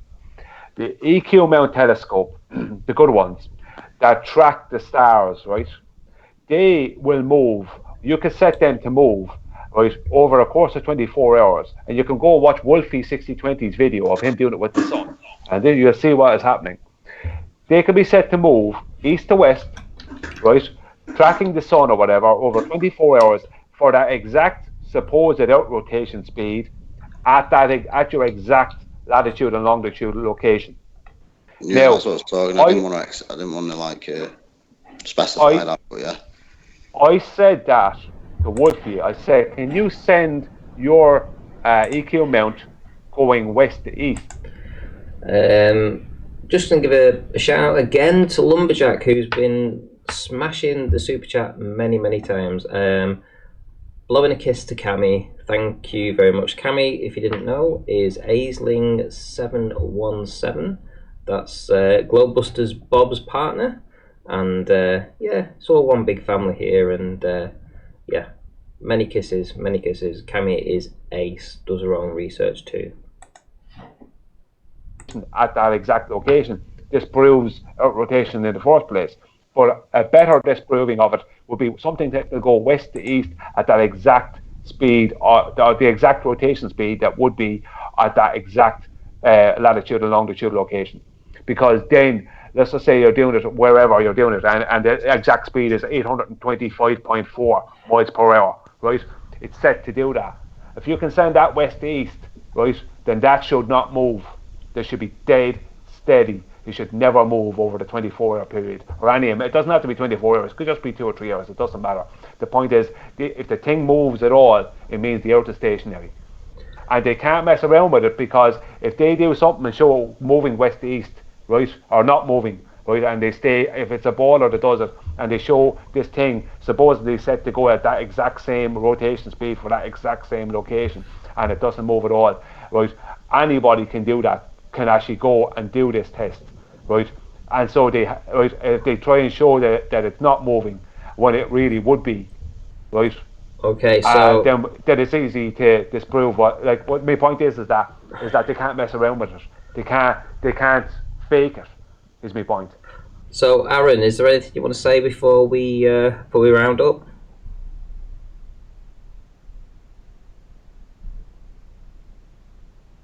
Or Paige, is there anything you want to say before we round up? I think what Brian just said then is absolutely brilliant. Thanks, Paige. That's a great, yeah, absolutely fantastic way, because it should just be stationary, and if it moves at all, then it's showing that it's not the Earth moving, that the telescope is moving. It should just sit there, not moving. So yeah, if we can get somebody who's got one. To actually, it says a lot that Wolfie won't do it, because it's really, that's something that's so simple to do. The fact that he won't says everything to me. He knows fine well what it's going to show. I don't even know for definite if they will go west to east, but he says his one could do it. Yeah, you know? So if he says his can do it and he won't do it, then wow. Oh dear me. These guys, they just don't want me to go to sleep, but you know what? I really have to go to bed now. I've been doing this for the last 8 hours. I was on Gerrans earlier, and I've done 2 shows here tonight, so it's been quite a long evening, and I know these guys still want to talk, but you know what? I think it's time to round up, seriously. I really do appreciate everybody that stopped by this evening. It was great to have so many people listening. Thank you very much to everybody that supported the show by the super chats. I really do appreciate that. I really do. And if you love the content, give it a thumbs up. Hey, we've had the trolls in tonight. They've been down thumbing it like nobody's business. So if you feel like you want to give a thumbs up and you want to subscribe and all that kind of stuff, you know, go ahead. I would appreciate the support in that way. So I think I'm going to have tomorrow off, and I think I'll have Sunday. Oh, actually, no. The missus is going out tomorrow, so that frees me up sometime during the daytime. So I may do a daytime stream tomorrow. So let's keep an eye out for that. So maybe in 12 or 14 hours, I might do a live stream for a few hours whilst the missus is out shopping. Hey. And in the meantime, if that doesn't happen, well, I think it will, I will see you on Monday. Tune in, because we'll have another show. Maybe it's a chit chat. Maybe somebody's coming in to do a presentation. Who knows? Maybe this time they'll stay till the very end and actually get to do a debate with the audience rather than running off and rage quitting. As for now, I'm going to go to bed. It is 3:30 in the morning, and I'm going to see you all in the next one. Cheers and bye bye.